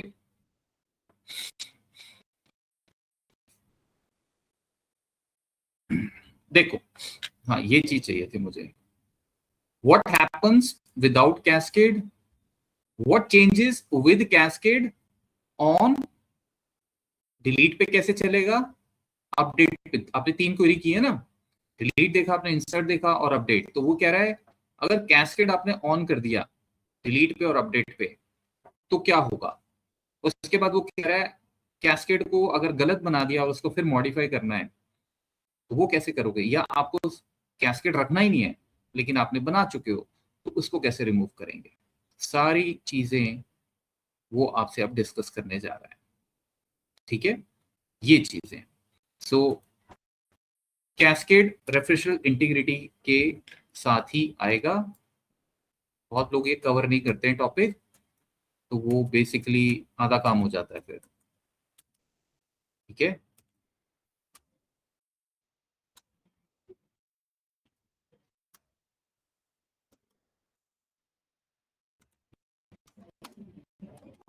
okay, basic concept. Referential integrity का रूल क्या है, देखो जो आपने अभी तक सीखा है, कमेंट्स जितना ज्यादा इसमें टॉपिक में होंगे उतना ही अच्छा है। रेफरेंशियल इंटीग्रिटी का रूल क्या है, child table can not exist without parent. यही देखा ना आपने, यहाँ कोई भी ऐसा डिपार्टमेंट आईडी अलाउड नहीं किया जाएगा जो पेरेंट में नहीं है। ठीक है ना, ये रूल है रेफरेंशियल इंटीग्रिटी का। अब कैस्केड क्या करता है, कैस्केड जब आप लिखोगे वर्ड, अभी एसक्यूएल चलाओगे, वो ये डिसाइड करेगा कि what should happen to child rows when parent changes, अगर यहां मैं कुछ चेंज कर दूं, चेंज में अब कुछ भी हो सकता है, 1 को 10 कर दूं, 1 को रिमूव कर दूं, या कोई नया आईडी कर दूं, तो चाइल्ड वाला टेबल जो है वो उसका वो कैसे बिहेव करेगा, उसके साथ क्या होना चाहिए, ये कैस्केड आपको वो वाला कंट्रोल देने जा रहा है। ठीक है, तो वो हम अभी देखने जा रहे हैं। ठीक है, बिकॉज अभी 1 को 10 नहीं आप कर सकते, वो कहेगा ये 1 फिर कहाँ जाएंगे, अगर आप 1 को 10 कर दोगे ये तो फिर ऑर्फन्स हो जाएंगे ना, राइट। 1 रिमूव नहीं कर सकते आप, फिर इनका क्या होगा, ये वाली चीज है, डिलीट क्वेरी, अपडेट क्वेरी। अब उस पर हम बात करने जा रहे हैं। ठीक है, ओके। सबसे पहले विदाउट कैस्केड, ये तो ऑलरेडी आप कर चुके हो, ही समझ रहे हो। विदाउट कैस्केड क्या होता है, आपने अभी रेफरेंशियल इंटीग्रिटी बनाई थी, उसमें आपने सिर्फ फॉरेन की लिखा, नाम लिखा, रेफरेंस दिया दूसरे वाले टेबल के फील्ड के साथ, और रिलेशनशिप क्रिएट हो गया, रेफरेंशियल इंटीग्रिटी क्रिएट होगी। ये किया था ना आपने। देखो मैं इसको नीचे फिर लिख देता हूं, हम इसको रन नहीं करेंगे बिकॉज ये तो ऑलरेडी हम कर चुके हैं। विदाउट कैस्केड, तो जब कैस्केड बनाना ही नहीं है तो फिर कैस्केड क्यों लिखेंगे, ये बाय डिफॉल्ट है। मतलब जब आप टेबल ऐसे बना दोगे तो ऑटोमेटिकली रेफरेंशियल इंटीग्रिटी ऑन हो जाएगी, और वो वही सब करेगी जो आपने अभी तक देखा है। ठीक है, लेकिन अब क्योंकि आपने वो चीजें देख ली हैं और अब आप कह रहे हो कि मुझे इस हिसाब से काम नहीं करना है, मुझे और कंट्रोल चाहिए उस पर। ठीक है, तो विदाउट कैस्केड वाला ये पार्ट आप ऑलरेडी कर चुके हो, मेरा कहने का मतलब ये है। ठीक है, तो उसमें सारी की सारी रिस्ट्रिक्शंस वही वाली चलेंगी जो अभी तक आपने देखी है। तो ये वही एग्जांपल दोबारा से दे रहा है। ठीक है, वो वही सब चीजें बता रहा है आपको। ठीक है ना, ओके। तो ये कमेंट्स भी आपके लिए अच्छे रहेंगे जो हमने अभी देखे हैं नटशेल में, ये समरी।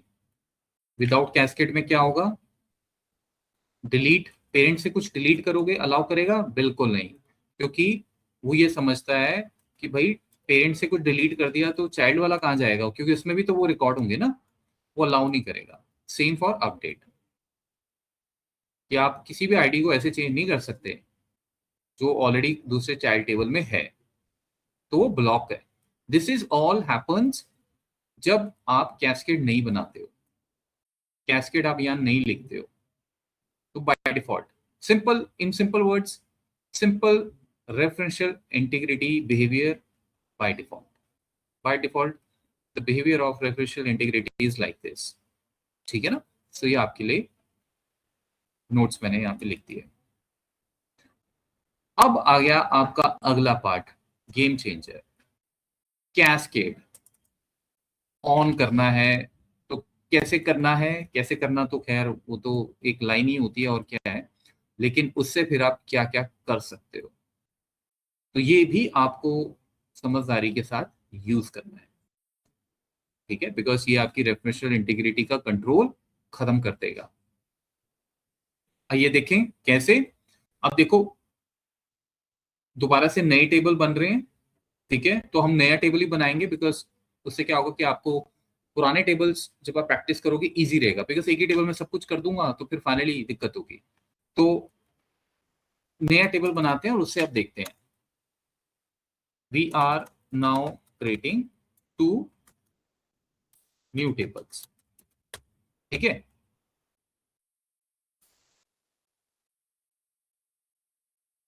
ओके, कैस्केड के साथ। अब तो अगेन एक प्राइमरी टेबल होगा जी।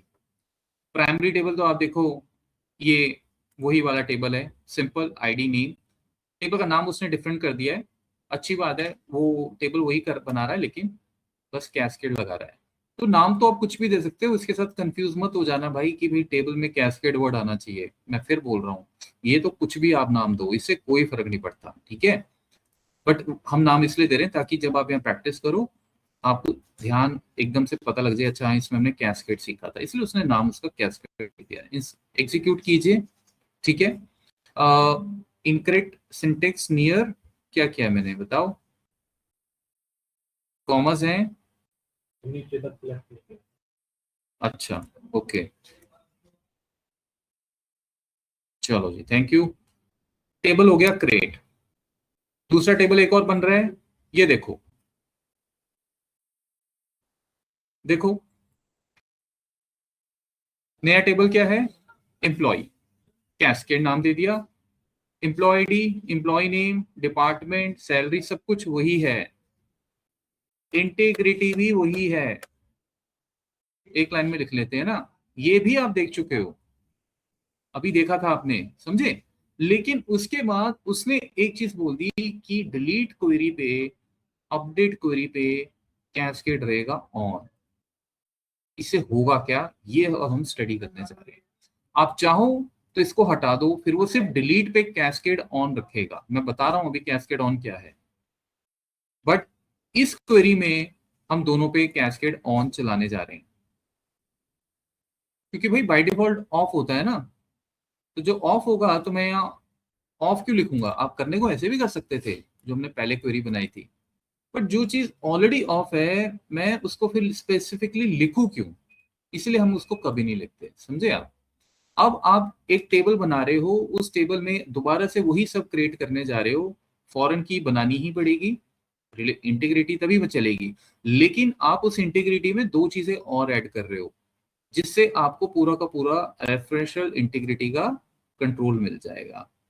तो पहले आप इसको रन कीजिए, तो बिल्कुल सेम चीज की थी अभी जो हमने, वही है, टेबल क्रिएट हो गया होगा, कैस्केड ये आपको दिखना नहीं है कहीं, ये बैकग्राउंड में हो गया होगा, क्योंकि फील्ड तो टेबल की वही रहेंगी ना, जो ये हैं 4 फील्ड ही होंगी, जिसमें से ये वाला डिपार्टमेंट फॉरेन की हो जाएगा ऊपर वाले टेबल का, ठीक है जी। एक तो ये हो गया, अब लगे हाथ डेटा भी इंसर्ट कर लेते हैं, फिर डेटा भी देखो वो वही इंसर्ट कर रहा है, ठीक है, तो मैं इंसर्ट करता हूँ, ठीक है, तो इंसर्ट कर लेते हैं, 3 रो अफेक्टेड, 5 रो अफेक्टेड। अब सिलेक्ट टेबल्स पे नजर मारते हैं, फ्रॉम, लास्ट में कैस्केड वर्ड आ रहा है तो आप ऐसे टाइप कर सकते हो,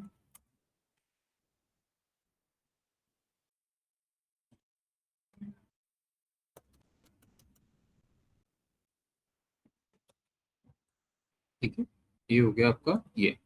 आइए टेबल देखें,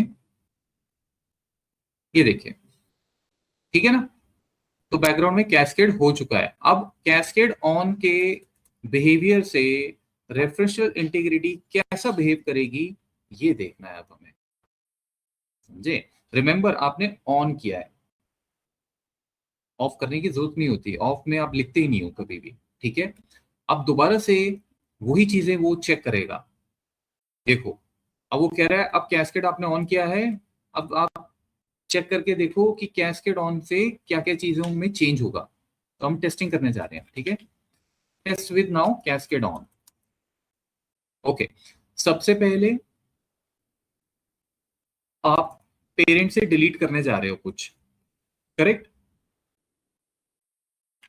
ये डिलीट फ्रॉम पेरेंट टेबल, होगा कि नहीं होगा, नॉर्मल रेफरेंशियल इंटीग्रिटी में डिलीट होता कि नहीं होता, बताओ। अगर नॉर्मल होती, ये डिलीट कर लेते हम, डिलीट अलाउ होता, नहीं होता, वेरी गुड, क्योंकि वो कहता ये लोग कहाँ जाएंगे फिर, तो आपके बेनिफिट के लिए, आपने अपने बेनिफिट के लिए बनाया ना, ताकि डेटा कंसिस्टेंट रहे, है ना, कोई भी ऐसी फील्ड ना हो जो इधर उधर हो जाए, जो यहाँ है वो यहाँ होनी चाहिए। अब भाई आपने बोला है कैस्केड ऑन के साथ चलो, ऊपर आपने बोला था अपडेट और डिलीट दोनों में कैस्केड ऑन रखना है, तो इससे अब क्या फर्क पड़ेगा, मैं इसको रन करके देखता हूं, समझ आई कहानी आपको। 1 रो अफेक्टेड, 1 रो अफेक्टेड का मतलब यही हुआ होगा, उसने उसको डिलीट कर दिया होगा, ये देखिए, ठीक है। तो कैस्केड ऑन से आपको कंट्रोल मिल गया, ये चीज है। अब दूसरी बात, फटाफट से ये डेटा दोबारा डाल लेते हैं हम अपने डिपार्टमेंट में। तो मैं क्वेरी रन करता हूँ और सिलेक्शन प्रॉपर कीजिए, कॉमा नहीं आना चाहिए। एक बार हम इसको दोबारा उसमें इंसर्ट कर लेते हैं ना, बिकॉज हमें तो चाहिए। वन रो अफेक्टेड, तो ओरिजिनल डेटा वापस आ गया।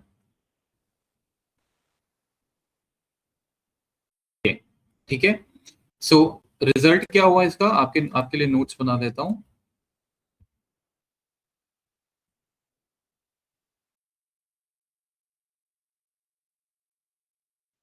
ये देखिए, अच्छा एक चीज तो मैंने, सॉरी मैं जल्दी में, एक्चुअल में,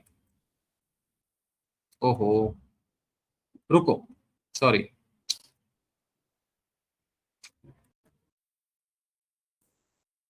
ये वन वाले थे ना, ये तो मैं आपको दिखाना ही भूल गया। एक मिनट एक मिनट, मैं सपोज हमने कुछ नहीं किया अभी तक, ठीक है, दोबारा चलते हैं। ये था ना टेबल आपका, ठीक है, हाँ। अब मैं आपको एक इंपॉर्टेंट पॉइंट तो बताना भूल गया कि जब मैंने इसको यहां से डिलीट किया, तो जैसे आपको पूछा जाए कि ये डिलीट हुआ कि नहीं, तो आपका क्वेश्चन ये होगा अपने इंटरव्यूअर को कि सर कैस्केड ऑन है तो हो जाएगा। अगर आपने कैस्केड ऑन ये नहीं अपडेट पे किया हो, डिलीट पे भी होना चाहिए। हम डिलीट की भी बात कर रहे हैं क्योंकि ऊपर आपने अपडेट और डिलीट दोनों पे किया है। अगर वहां में डिलीट पे डिलीट नहीं लिखता अपडेट, कैस्केड ऑन तो नहीं होता, ये डिलीट हो जाएगा, ठीक है। अब अगर ये डिलीट हो गया, एक मिनट के लिए आप मेरी बात समझो ध्यान से, जैसे अभी हुआ जो मैं पॉइंट मिस कर गया, ये डिलीट हो गया था। अगर ये डिलीट हो गया तो फिर रेफरेंशियल इंटीग्रिटी का पर्पस क्या है? मतलब फिर तो नॉर्मल आप रेफरेंशियल इंटीग्रिटी क्रिएट ही मत करो, आप वैसे ही डिलीट कर लो। एक्चुअल में कैस्केड ऑन, इस वाले आईडी को अगर आपने डिलीट किया तो वो यहां से भी उड़ा देगा उनको, तभी तो रेफरेंशियल इंटीग्रिटी मेंटेन होगी। समझे, ये मैं आपको दिखाना ही भूल गया। मतलब अब देखो मैं इसको डिलीट कर रहा हूं, ठीक है, तो दूसरे टेबल में जरूरत ही नहीं पड़ेगी आपको, वो अपने आप ही वहां से डिलीट कर देगा। One row affected, okay. अब देखो, आप समझ आए आपको इसकी इंपॉर्टेंस? नहीं तो आप तो मुझसे आर्गुमेंट कर सकते हो ना कि भाई यहां से अगर डिलीट आप कर रहे हो चीज, तो रेफरेंशियल इंटीग्रिटी का फायदा क्या है? फिर तो नॉर्मल क्वेरी चला लो। नहीं, रेफरेंशियल इंटीग्रिटी का फायदा ये है कि वो कह रहा है कि अगर मैं यहां से इसको डिलीट कर दूंगा तो मैं यहां भी इसको डिलीट कर दूंगा। अब ये आपके नेगेटिव भी जा सकती है और ये आपके लिए पॉजिटिव भी हो सकती है, वो आपको देखना होगा।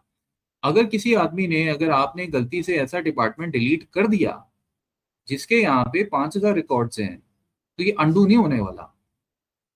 तो डिलीट जब आप रन करोगे तो आपको अपनी समझदारी से काम करना होगा कि मुझे कैस्केड ऑन रखना है या नहीं रखना है। अगर आपको लगता है नहीं भाई, क्योंकि डे टू डे इतना प्रेशर होता है, आप कोई चीज गलत कर दो तो यहाँ से वो, यहाँ तो फिर भी वो दोबारा ऐड हो जाएगा। आपको पता है यार, आपने वन डिलीट किया था, वन दोबारा डाल दोगे, यहाँ कैसे डालोगे? बिकॉज यहाँ पे 500 रो हैं इसके। समझे आप, 500 लोग एक डिपार्टमेंट से आ रहे हैं, वो कौन कौन थे, क्या उनका सैलरी था, या दुनिया भर का डेटा हो सकता है। समझे आप? तो कैस्केड ऑन बहुत समझदारी से यूज करना है। वो आपकी सिर्फ ये हेल्प कर रहा है, जो यहां नहीं रहा वो यहां भी नहीं रहेगा। और अगर आपने कैस्केड नहीं रखा तो वो फिर आपको कहेगा भाई मैं डिलीट ही नहीं करूंगा, पहले आप ये वाले डेटा को देखो और यहाँ पे पहले वो डिलीट करो। यहां से आप डिलीट कर सकते हो क्योंकि ये मेन टेबल नहीं है। यहां से अगर आपने डिलीट किया और फिर आप यहाँ पे आके बोलो मैं डिलीट करूंगा तो अलग बात है, ठीक है। तो ये तो कैस्केड का ये फायदा है, या ये नुकसान है, वो आपको देखना है, ठीक है। मेरे हिसाब से ये तब आप यूज कर सकते हो जब आप डे टू डे, डेली का आपका काम ही ऐसा है कि ये क्वेरी जो है, मतलब आप इस तरह से चाहते हो कि भाई आपको रिस्ट्रिक्शन ना हो। मतलब आपको इस टेबल से इस टेबल में ये नहीं कि मैं पहले यहाँ डिलीट अलग करूं फिर यहाँ पे डिलीट क्वेरी अलग चलाऊं। मैं बस ये चाहता हूँ ऑटोमेटिक हो जाए, तो उसमें कैस्केड फायदे में रहेगा। अदरवाइज कैस्केड ऑन डेंजरस है, ठीक है ना। सो अब हम फिर से इसको ऐड करते हैं, तो आपको बेसिकली कंट्रोल दे दिया उसने उसने अपने रूल आपके लिए चेंज कर दिए। ठीक है ना, पहले वो अलाउ नहीं कर रहा था। तो ये कैस्केड इस तरह से चलता है। लो वापस आ गया। अब ये तो आपने डिलीट पे देख लिया, ठीक है। अब अपडेट भी वैसा ही होगा, ऑब्वियस सी बात है। अपडेट में भी वो कहेगा दोनों टेबल में कर देता हूं, आप बताओ। ठीक है ना। तो ये अगेन मैं कहूंगा ये भी आपको बड़ी समझदारी से यूज करना है, क्योंकि मेन टेबल में बहुत सारी रो एक साथ अपडेट हो जाएंगी। मेन टेबल जो आपका चाइल्ड टेबल है, क्योंकि चाइल्ड टेबल में जनरली डेटा हमेशा हम डेली वीकली बेसिस पे रखते हैं। तो अपडेट क्वेरी कैसे चलेगी उस पर वो बात कर रहा है। अब देखो वो कह रहा है, ये क्वेरीज तो आपको पता ही है सारी, मैं डिपार्टमेंट आईडी 10 करने जा रहा हूँ इसका। ठीक है, अपडेट पे आपने ऊपर ऑन लगा रखा है कैस्केड। ये अगर आप ये नहीं लिखोगे तो सिर्फ डिलीट पे ही ऑन रहेगा।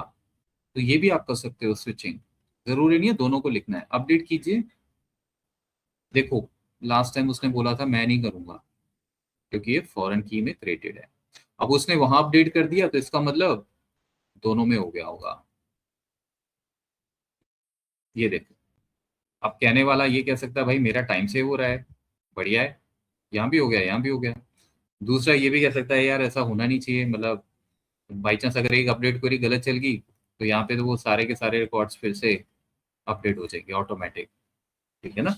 तो आपको अपने हिसाब से उन्होंने सब ऑप्शंस दिए हैं, आपको देखना है कि आपको क्या रखना है। तो रेफ्रिजरेटर इंटीग्रिटी में आगे फर्दर कैस्केड आता है। ठीक है, तो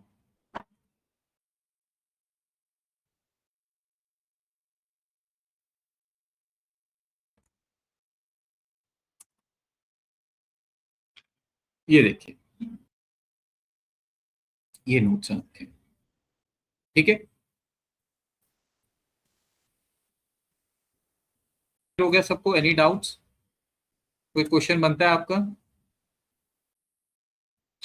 एक क्वेश्चन बनता है कैस्केड में जो सबको नोटिस होना चाहिए, इसमें क्या मिस है बताओ? कैस्केड में आपने पूछा नहीं कि इंसर्ट के ऊपर क्यों नहीं बात हुई, मतलब इंसर्ट के ऊपर क्यों नहीं बात हुई? ये क्या ये नहीं है? और अगर नहीं है तो क्यों नहीं है?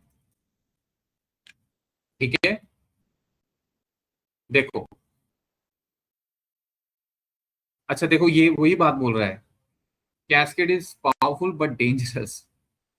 ठीक है, मैं आपको जो चीज बोल रहा हूँ वो ऑलरेडी वहां नीचे कहीं ना कहीं मिल ही जा रही है हमें। ठीक है, तो इसको बहुत वाइजली यूज करते हैं। जब एक एक्सपीरियंस हो जाता है आपको, जब आंखें बंद करके एसक्यूएल लिखी जाती है ना, उस टाइम आप ये सब करोगे तो अच्छा होगा। क्योंकि देखो एक टेबल से एक रो जाएगी, दूसरे से बहुत सारी चली जाएंगी। या तो फिर आप हमेशा इनके बैकअप क्रिएट करके रखो, उसका एसक्यूएल भी आपको मिल जाएगा। मैंने आपको उस दिन भी बताया था, क्रिएट बैकअप एंड वो हो जाता है। लेकिन बैकअप भी क्रिएट करना देखो मतलब कॉस्टली पड़ता है ना, बिकॉज वो डेटा इतना बड़ा डेटा होगा, उसका एक फालतू में बैकअप बनाया जा रहा है, तो आपका कंप्यूटर का लैपटॉप के रिसोर्सेस यूज होंगे ऑब्वियसली, तो मतलब ये सब देखना होता है। ठीक है, अच्छा अब देखिए आगे वो छोटी छोटी बातें बोल रहा है। बाई चांस अब देखो आपने इस पे कैस्केड चला लिया, पहले मैं ये कवर कर लूं फिर मैं आपको बताता हूँ इंसर्ट क्यों नहीं हमने उस पर यूज किया। देखो आप कभी भी आपका माइंड चेंज हो सकता है। अभी आपने कहा यार ये तो डेंजरस है, मैं मुझे कैस्केड नहीं रखना है, तो ये थोड़ी है कि हम टेबल डिलीट कर देंगे, सारे ड्रॉप कर देंगे और फिर बनाएंगे दोबारा। हम ऐसा कभी नहीं करते, राइट। तो आप ऑल्टर, आपको याद होगा हमने ऑल्टर पे बात की थी ना, ये आप कांस्टेंट बहुत इजीली हटा सकते हो। ठीक है, रिमूव और change cascade. You can not directly edit the foreign key, you must first drop the constraint. पहले आपको कंस्ट्रेंट अपना ड्रॉप करना पड़ेगा, और ये भी हमने लास्ट टाइम यहाँ पे किया था, मुझे याद है कि कंस्ट्रेंट ड्रॉप कैसे करते हैं। कंस्ट्रेंट ड्रॉप, कंस्ट्रेंट जो प्राइमरी की वगैरह जैसे यूनिक आपने बना दिया, आपको याद होगा, तो ऑल्टर्ड तो टेबल होगा ही, आप देख चुके हो।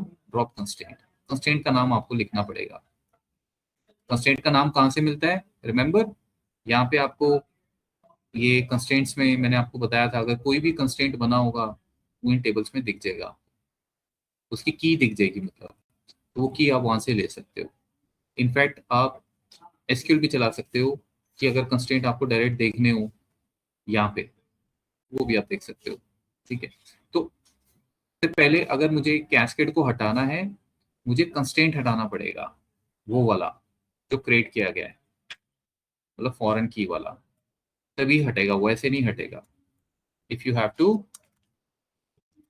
Have to remove the cascade, on करना तो आना चाहिए, रिमूव करना भी आना चाहिए ना। ये थोड़ी स्टार्टिंग तो सीख ली और एंड करना नहीं आया आपको उसका, तो अब ये ऐसे करोगे, टेबल को ऑल्टर कर लोगे, ड्रॉप बताओगे कंस्ट्रेंट, और वो जो कंस्ट्रेंट का नाम है वो आपको यहाँ से मिल जाएगा, जैसे मैंने आपको बताया। तो कंस्ट्रेंट आपका हो जाएगा। ठीक है, ये किसका कंस्ट्रेंट है? ये फॉरेन की, हाँ ये वाला, यस ये वाला। ठीक है, एक बार कंस्ट्रेंट ड्रॉप हो गया, मतलब ना वो फॉरेन की रही उसकी, उस टेबल की, तो उसके बाद रिक्रिएट विदाउट कैस्केड। फिर वो ये कह रहा है अब जाके आप दोबारा से रेफरेंशियल इंटीग्रिटी क्रिएट कर दोगे, क्योंकि कंस्ट्रेंट हटा दिया ना आपने। अगर फॉरेन की नहीं रही उस टेबल की, तो रेफरेंशियल इंटीग्रिटी ऑटोमेटिकली मतलब डिसॉल्व होगी, खत्म होगी, मानते हो? अब वो अगर खत्म होगी तो इसका मतलब उसको दोबारा नए सिरे से क्रिएट किया जा सकता है। ये ऑल्टर टेबल, वही फॉरेन की, ये एक ही लाइन में लिख लेते हैं ऐसे। ये देखिए, कंस्ट्रेंट का नाम दोगे आप, भी कंस्ट्रेंट होगा फॉरेन की वाला, नाम दोगे कुछ भी, अजय, फॉरेन की, जो भी, बाकी सेम रहेगा ये वाला लाइन। समझ आ रहा है आपको? इसमें ऑल्टर क्यों यूज किया हमने, कोई बताएगा? मतलब यहाँ पे क्रिएट कर रहे थे ना फॉरेन की, ये भी आपका फॉरेन की क्रिएट कर रहा था, करेक्ट, विद कैस्केड। अगर कैस्केड नहीं होता तो मैं ऐसे रखता। ये सेम यही क्वेरी, अब एक तो ऐड कांस्टेंट आ गया वहां पे वर्ड नया, बाकी सब सेम है, लेकिन क्रिएट की जगह ऑल्टर आ गया, क्यों? ये भी वही सर टेबल पहले से एग्जिस्ट हाँ, करती है। यस, कॉमन सेंस, ये बहुत ध्यान रखना है। ऑल्टर ही करोगे बिकॉज टेबल तो ऑलरेडी बन चुके हैं ना। हुआ क्या, मैं फिर बता, देखो आपके प्रैक्टिकल वहां पे क्या सिचुएशन होगी ना, ये किसी को नहीं पता, आपको हर चीज के लिए रेडी होना होगा। पहले आपने क्या किया, पहले आपने कैस्केड लगा दिए। अब जब आप किसी भी कंपनी में पहले काम करते हो तो पहले ये चीजें डिस्कस होती हैं, क्या क्या करना है क्या नहीं करना है। तो आपको बोला गया कि यार वैलिडेशन लगाओ और कैस्केड के साथ लगा दो, यहाँ से जाए डेटा, वहां से भी जाए, यहाँ अपडेट हो वहां भी अपडेट हो जाए। तो आपने क्या किया, जब टेबल क्रिएट किए उसी टाइम आपने क्रिएट क्वेरी चला दी, क्योंकि भाई क्रिएट में कर दोगे ना, फिर ऑल्टर क्यों करोगे? या तो आप भूल जाओ, अलग बात है। आपने उसी टाइम टेबल्स क्रिएट करते हुए प्राइमरी की फॉरेन की दे दिए, यहाँ पे फॉरेन की आ गई, और वो जो आपने लाइन रेफरेंस वाली हम बनाते हैं वो बना दी, और वो क्रिएट हो गया, कैस्केड भी ऑन हो गया। अब फाइनली आपको रियलाइज हुआ बाद में कि ये थोड़ा मैं इसके साथ कंफर्टेबल नहीं हूँ, क्योंकि ये यहाँ से भी डेटा उड़ा रहा है और यहाँ से भी, तो मेरे लिए ये चीज यहाँ से डेटा उड़ जाना मतलब डेंजरस चीज है, अब मेरे को हटाना है। अब जो चीज आपने बनाई है वो हटाओगे भी, राइट? सिर्फ रिलेशनशिप हटाने हैं, मतलब कंस्ट्रेंट हटाने, टेबल नहीं रिमूव करने। टेबल में डेटा पड़ा हुआ है भाई, राइट? फिर आप गए, अब आपने कहा कि भाई ये हटाना है मुझे, क्योंकि यहाँ मैंने कैस्केड रखा हुआ था। अब कैस्केड हटाने के लिए वो आपको ये बोल रहा है कि सबसे पहले फॉरेन की और प्राइमरी की हटाओ, क्योंकि ये सबसे मेन है, तब जाके कैस्केड पे काम किया जाएगा, मतलब तब जाके कैस्केड अपने आप हट जाएगा। अब जब आप इनको हटाने की कोशिश करोगे तो ऑब्वियसली टेबल तो ऑलरेडी बने हुए हैं, तो क्रिएट करने की तो कोई नौबत ही नहीं आएगी ना। हम सिंपल ऊपर जाएंगे और ऑल्टर चला देंगे, बिकॉज आपको पता है ऑल्टर हमेशा एग्जिस्टिंग टेबल पे चलता है। ऑल्टर करो भाई टेबल को, इस टेबल को, एक ही टेबल पकड़ेंगे ना, बिकॉज इससे अगर फॉरेन की हटा दी तो वो ऑटोमेटिकली दोनों इंडिपेंडेंट हो जाएंगे। आपने सिंपल कहा ड्रॉप करो कंस्ट्रेंट, वो कंस्ट्रेंट का जो भी नाम होगा, ठीक है, वो आपको यहाँ से पता लग जाता है। उसका भी आप वो कर सकते हो। अभी आप चैट जीपीटी को बोलो ना, show me the constraints created with their keys in this table, अभी मिल जाएगा आपको। सिलेक्ट ऑल करके, ऐसा सिलेक्ट कंस्ट्रेंट, वो एक नॉर्मल क्वेरी होती है। आपने वो कंस्ट्रेंट ड्रॉप कर दिया, ये अब खत्म हो गए टेबल, करेक्ट। अब इनमें कोई रेफरेंशियल इंटीग्रिटी नहीं है। रेफरेंशियल इंटीग्रिटी हट गई तो कैस्केड भी तो उसी का पार्ट था, वो भी खत्म हो गया। अब आपके पास दोनों अलग अलग टेबल हो गए। अब वो ये कह रहा है कि अब दोबारा से अगर आप कैस्केड के बिना वो फॉरेन की और प्राइमरी की रखना चाहते हो, बिकॉज वो तो मैं चाहता ही हूँ ना, मैं सिर्फ ये नहीं चाहता कि यहाँ से कुछ भी डिलीट हो, वो यहाँ से डिलीट हो जाए। मैं ये चाहता हूँ मुझे अलार्म मिल जाए। नहीं कर सकते आप, मेरी ये अप्रोच है, मैं इस हिसाब से चलना चाहता हूँ। तो अब क्या करोगे आप? क्रिएट थोड़ी करोगे टेबल, टेबल तो ऑलरेडी बने हुए हैं। आप इसी टेबल को दोबारा पकड़ोगे, इसको फॉरेन की वाले को पकड़ते हैं हम, इस टेबल को ऑल्टर किया जाए। अब कंस्ट्रेंट भाई आपको पता है, जब आपने फर्स्ट टाइम क्रिएट किया था फॉरेन की, तो एसक्यूएल अपने आप कंस्ट्रेंट बना देता है, वो आपको बोलता नहीं है कंस्ट्रेंट का नाम दो। लेकिन अब जब ऑलरेडी टेबल बन चुके हैं, आपको कंस्ट्रेंट ऐड करना पड़ेगा, बताना पड़ेगा। नाम आप कुछ भी दे सकते हो, बेटर होगा फॉरेन की वर्ड रखा जाए, अंडरस्कोर आगे जो देना आप दे दो, बाकी लाइन सेम, रेफरेंशियल इंटीग्रिटी वाली ये। तो अब नेक्स्ट टाइम जब आप ये रन करोगे, वापस से आपका फॉरेन की क्रिएट हो जाएगा बिना कैस्केड के। बस उसके आगे की सारी कहानी आपको पता है, समझे? तो इस तरह से ये चीजें चलती हैं, ठीक है। अब लास्ट क्वेश्चन जो मैंने आपको बोला था, इंसर्ट पे कैस्केड होता है कि नहीं होता है, देखो। अच्छा देखो, वो ये भी बोल रहा है how to find the constraint name, मैंने आपको भी ये बताया ना। तो ये कुछ चीजें आपको भी करनी है, हर चीज ट्रेनिंग में नहीं होगी भाई, चीजें बहुत वास्ट होती हैं, आप सीखते रहते हो। देखो, select name, simple name from sys, sys mean system, ठीक है, वो एसक्यूएल का अपना पार्ट है, वो अब जहां भी वो चीजें रखता है। System foreign keys where parent object ID equal to object ID, यहाँ पे आप नाम दोगे बस अपना उस टेबल का, ठीक है। ये सब लाइन बिल्कुल सेम रहेंगी, ठीक है। तो इससे क्या होगा, फटाफट से जो भी कंस्ट्रेंट्स होंगे वो आपको नीचे मिल जाएंगे अगर आपको देखने में, ठीक है। सिर्फ आपको अपना टेबल का नाम देना है और कुछ नहीं करना, ठीक है ना। तो ये इतना सिंपल हो गया काम। तो ये हेडर में दे देता हूं।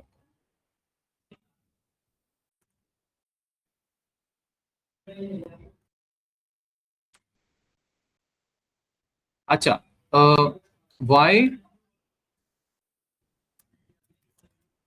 देर is no cascade on insert, देखो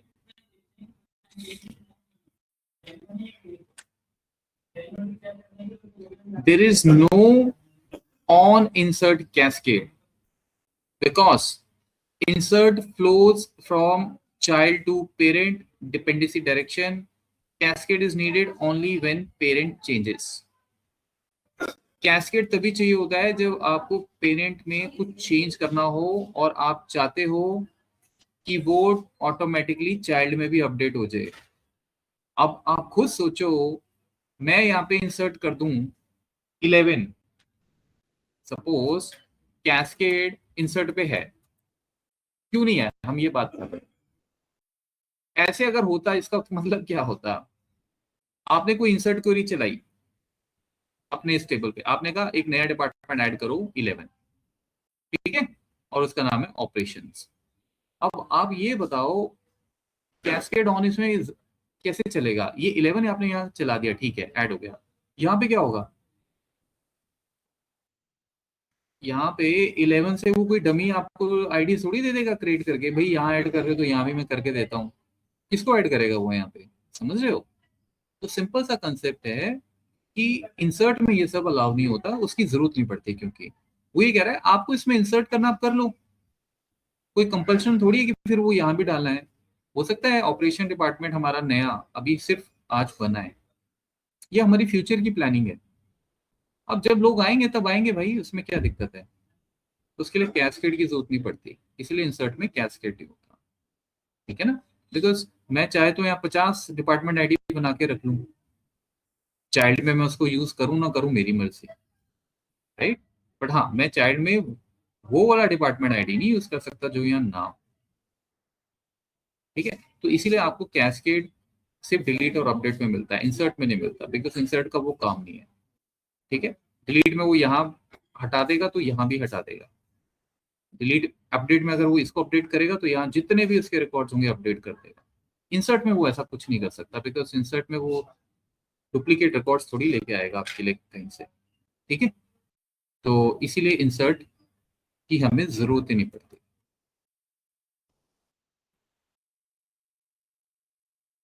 क्लियर है? ठीक है, बाकी जब आप इस पे काम करोगे तब जाके आपको और चीजें क्लियर होंगी, तब जाके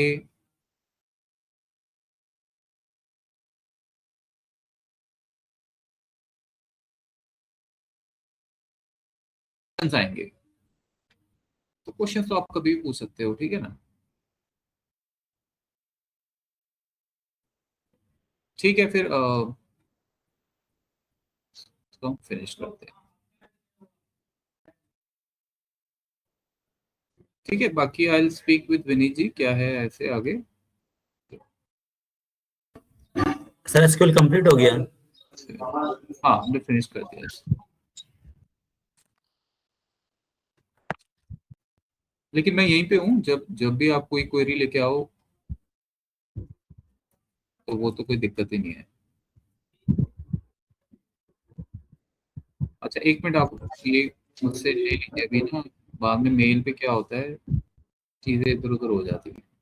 कोई मुझसे कोई व्हाट्सएप पे किसी का कमेंट देखा था, वो एसक्यूएल का ये भेज दो वो भेज दो, भाई चैट पे सब आ रहा है, तो चैट पे भेज देता हूँ मैं, या तो आप रेगुलर नहीं, पता नहीं कौन था, कोई पूछ रहा था, मुझे भी याद सर नहीं। हाँ सर, डे 8 का भी ऐड कर देना सर, इसमें डे 8 का भी सेंड कर दीजिए। लास्ट टाइम भेजा नहीं था मैंने क्या? भेजा था सर, लेकिन लास्ट टाइम हम मतलब वही हमने भेजा। ज्वाइन नहीं चलो किया। कोई नहीं, मैंने भेज दिया लोग। ठीक है, सर और एक कोई तो क्वेश्चन नहीं, था। किसी को चाहिए? नहीं। बाकी हैं सबके पास, फिर मत हाँ बोलना। सर, ये सर अवनीश बोल रहा हूँ सर, ये सब क्वेरी का क्या कॉन्सेप्ट होता है सर? तो सब क्वेरी भी होती है सर इसके अंदर? सब क्वेरी जैसे आप डिराइव टेबल्स बना रहे हो ना, वही सब क्वेरी हाँ। टाइप होती है कि एक क्वेरी को दूसरी क्वेरी के अंदर चला दिया। अच्छा। हाँ, जैसे एक मिनट, एक्चुअली आपको ना सब क्वेरी मतलब जिसको डिराइव टेबल आ गए वो सब क्वेरी पे नहीं जाता, बट एनीवेज सब क्वेरी ऐसा होता है, मतलब एक बेसिक सब क्वेरी आपको बताते हैं। सब क्वेरी, सब का मतलब क्या होता है बताओ? सर जैसे सब का मल्टीपल मतलब होता टेबल्स, है मल्टीपल किसी का टेबल्स का पार्ट डाटा। होना। सब जनरली हम वर्ड यूज करते हैं कि किसी का फर्दर पार्ट होना, जैसे पेरेंट टू हाँ हाँ। चाइल्ड। जैसे सपोज जैसे कि अ, देखो, एक क्वेरी की आउटपुट दूसरी क्वेरी में लेना। Can you give me one example on sub query? Please share the grade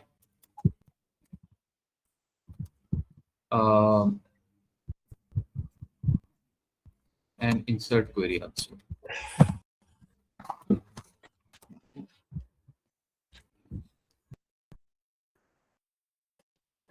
ये देखिए,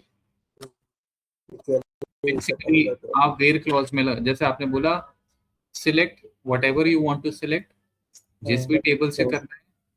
वेयर में जो आपका टेबल का कॉलम है वो इक्वल होना चाहिए जो सिलेक्ट क्वेरी से आएगा। अब जैसे सपोज इस सिलेक्ट क्वेरी से आपका कोई डिपार्टमेंट आ रहा है MIS, तो ये क्वेरी ऐसे होगी कि select all from column equals to MIS, तो वो वैसे ही चलेगी। तो इसकी जरूरत कब पड़ती है? इसकी जरूरत जैसे आपने वो जो डिराइव टेबल बनाए थे उसमें भी तो एक क्वेरी टेबल बन के दूसरे क्वेरी में जा रही थी ना, तो वो भी एक तरह का हाँ सब क्वेरी है। हाँ मैं हाँ। आप स्पेसिफिकली मतलब सब क्वेरी बना के अभी दिखा देता हूँ डिराइव टेबल के बिना, मतलब तो जैसे अब आप देखो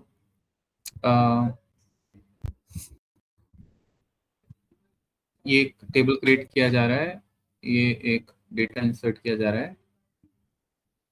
ओके, उसके बाद ये देखिए,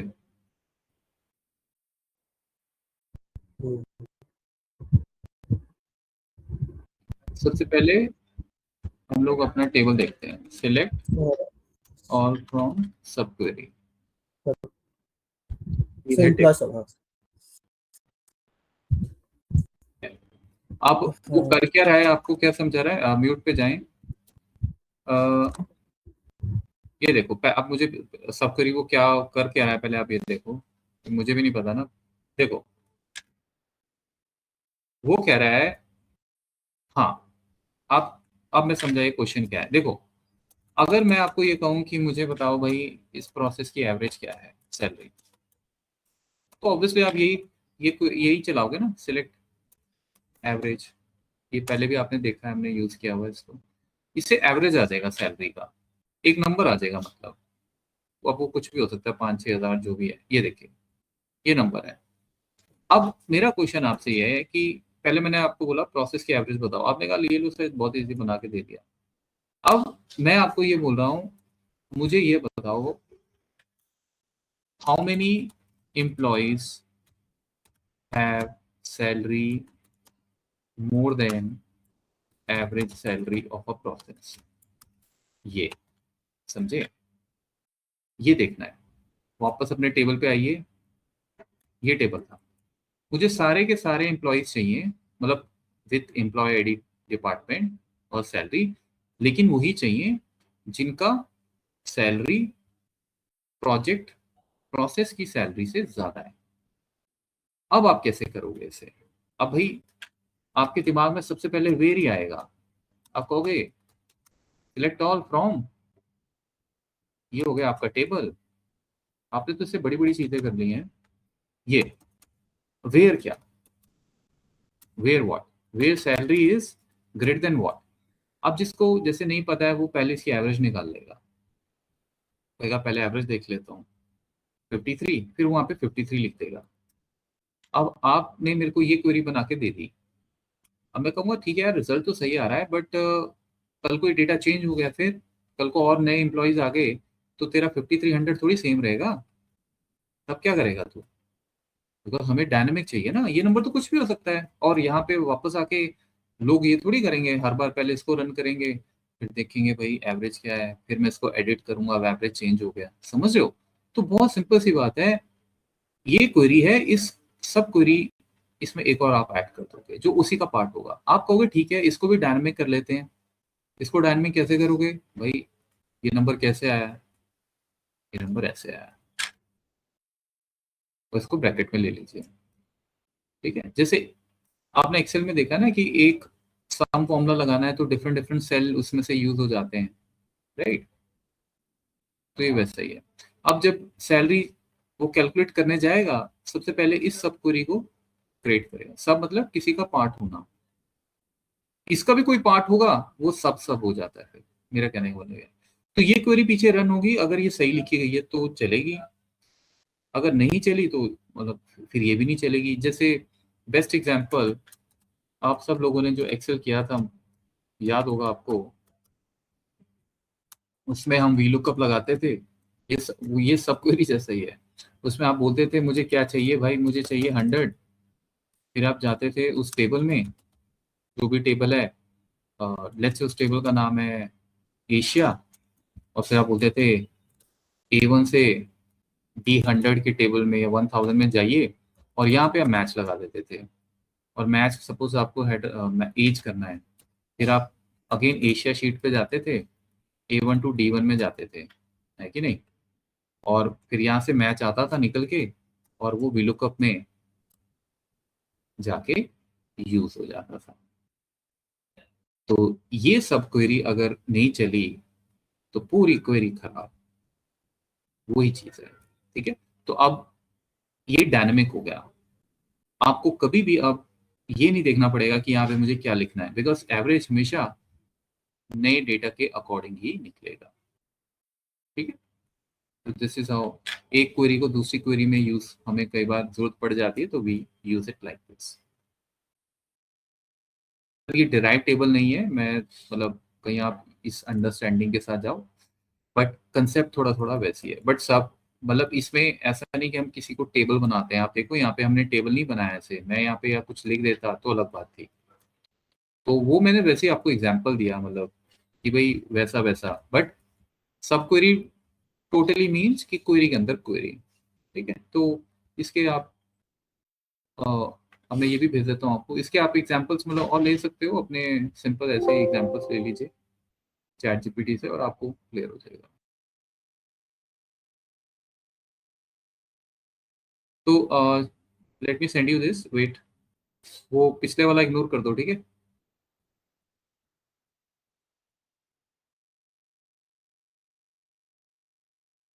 ये ठीक है, फिर और मिलते हैं।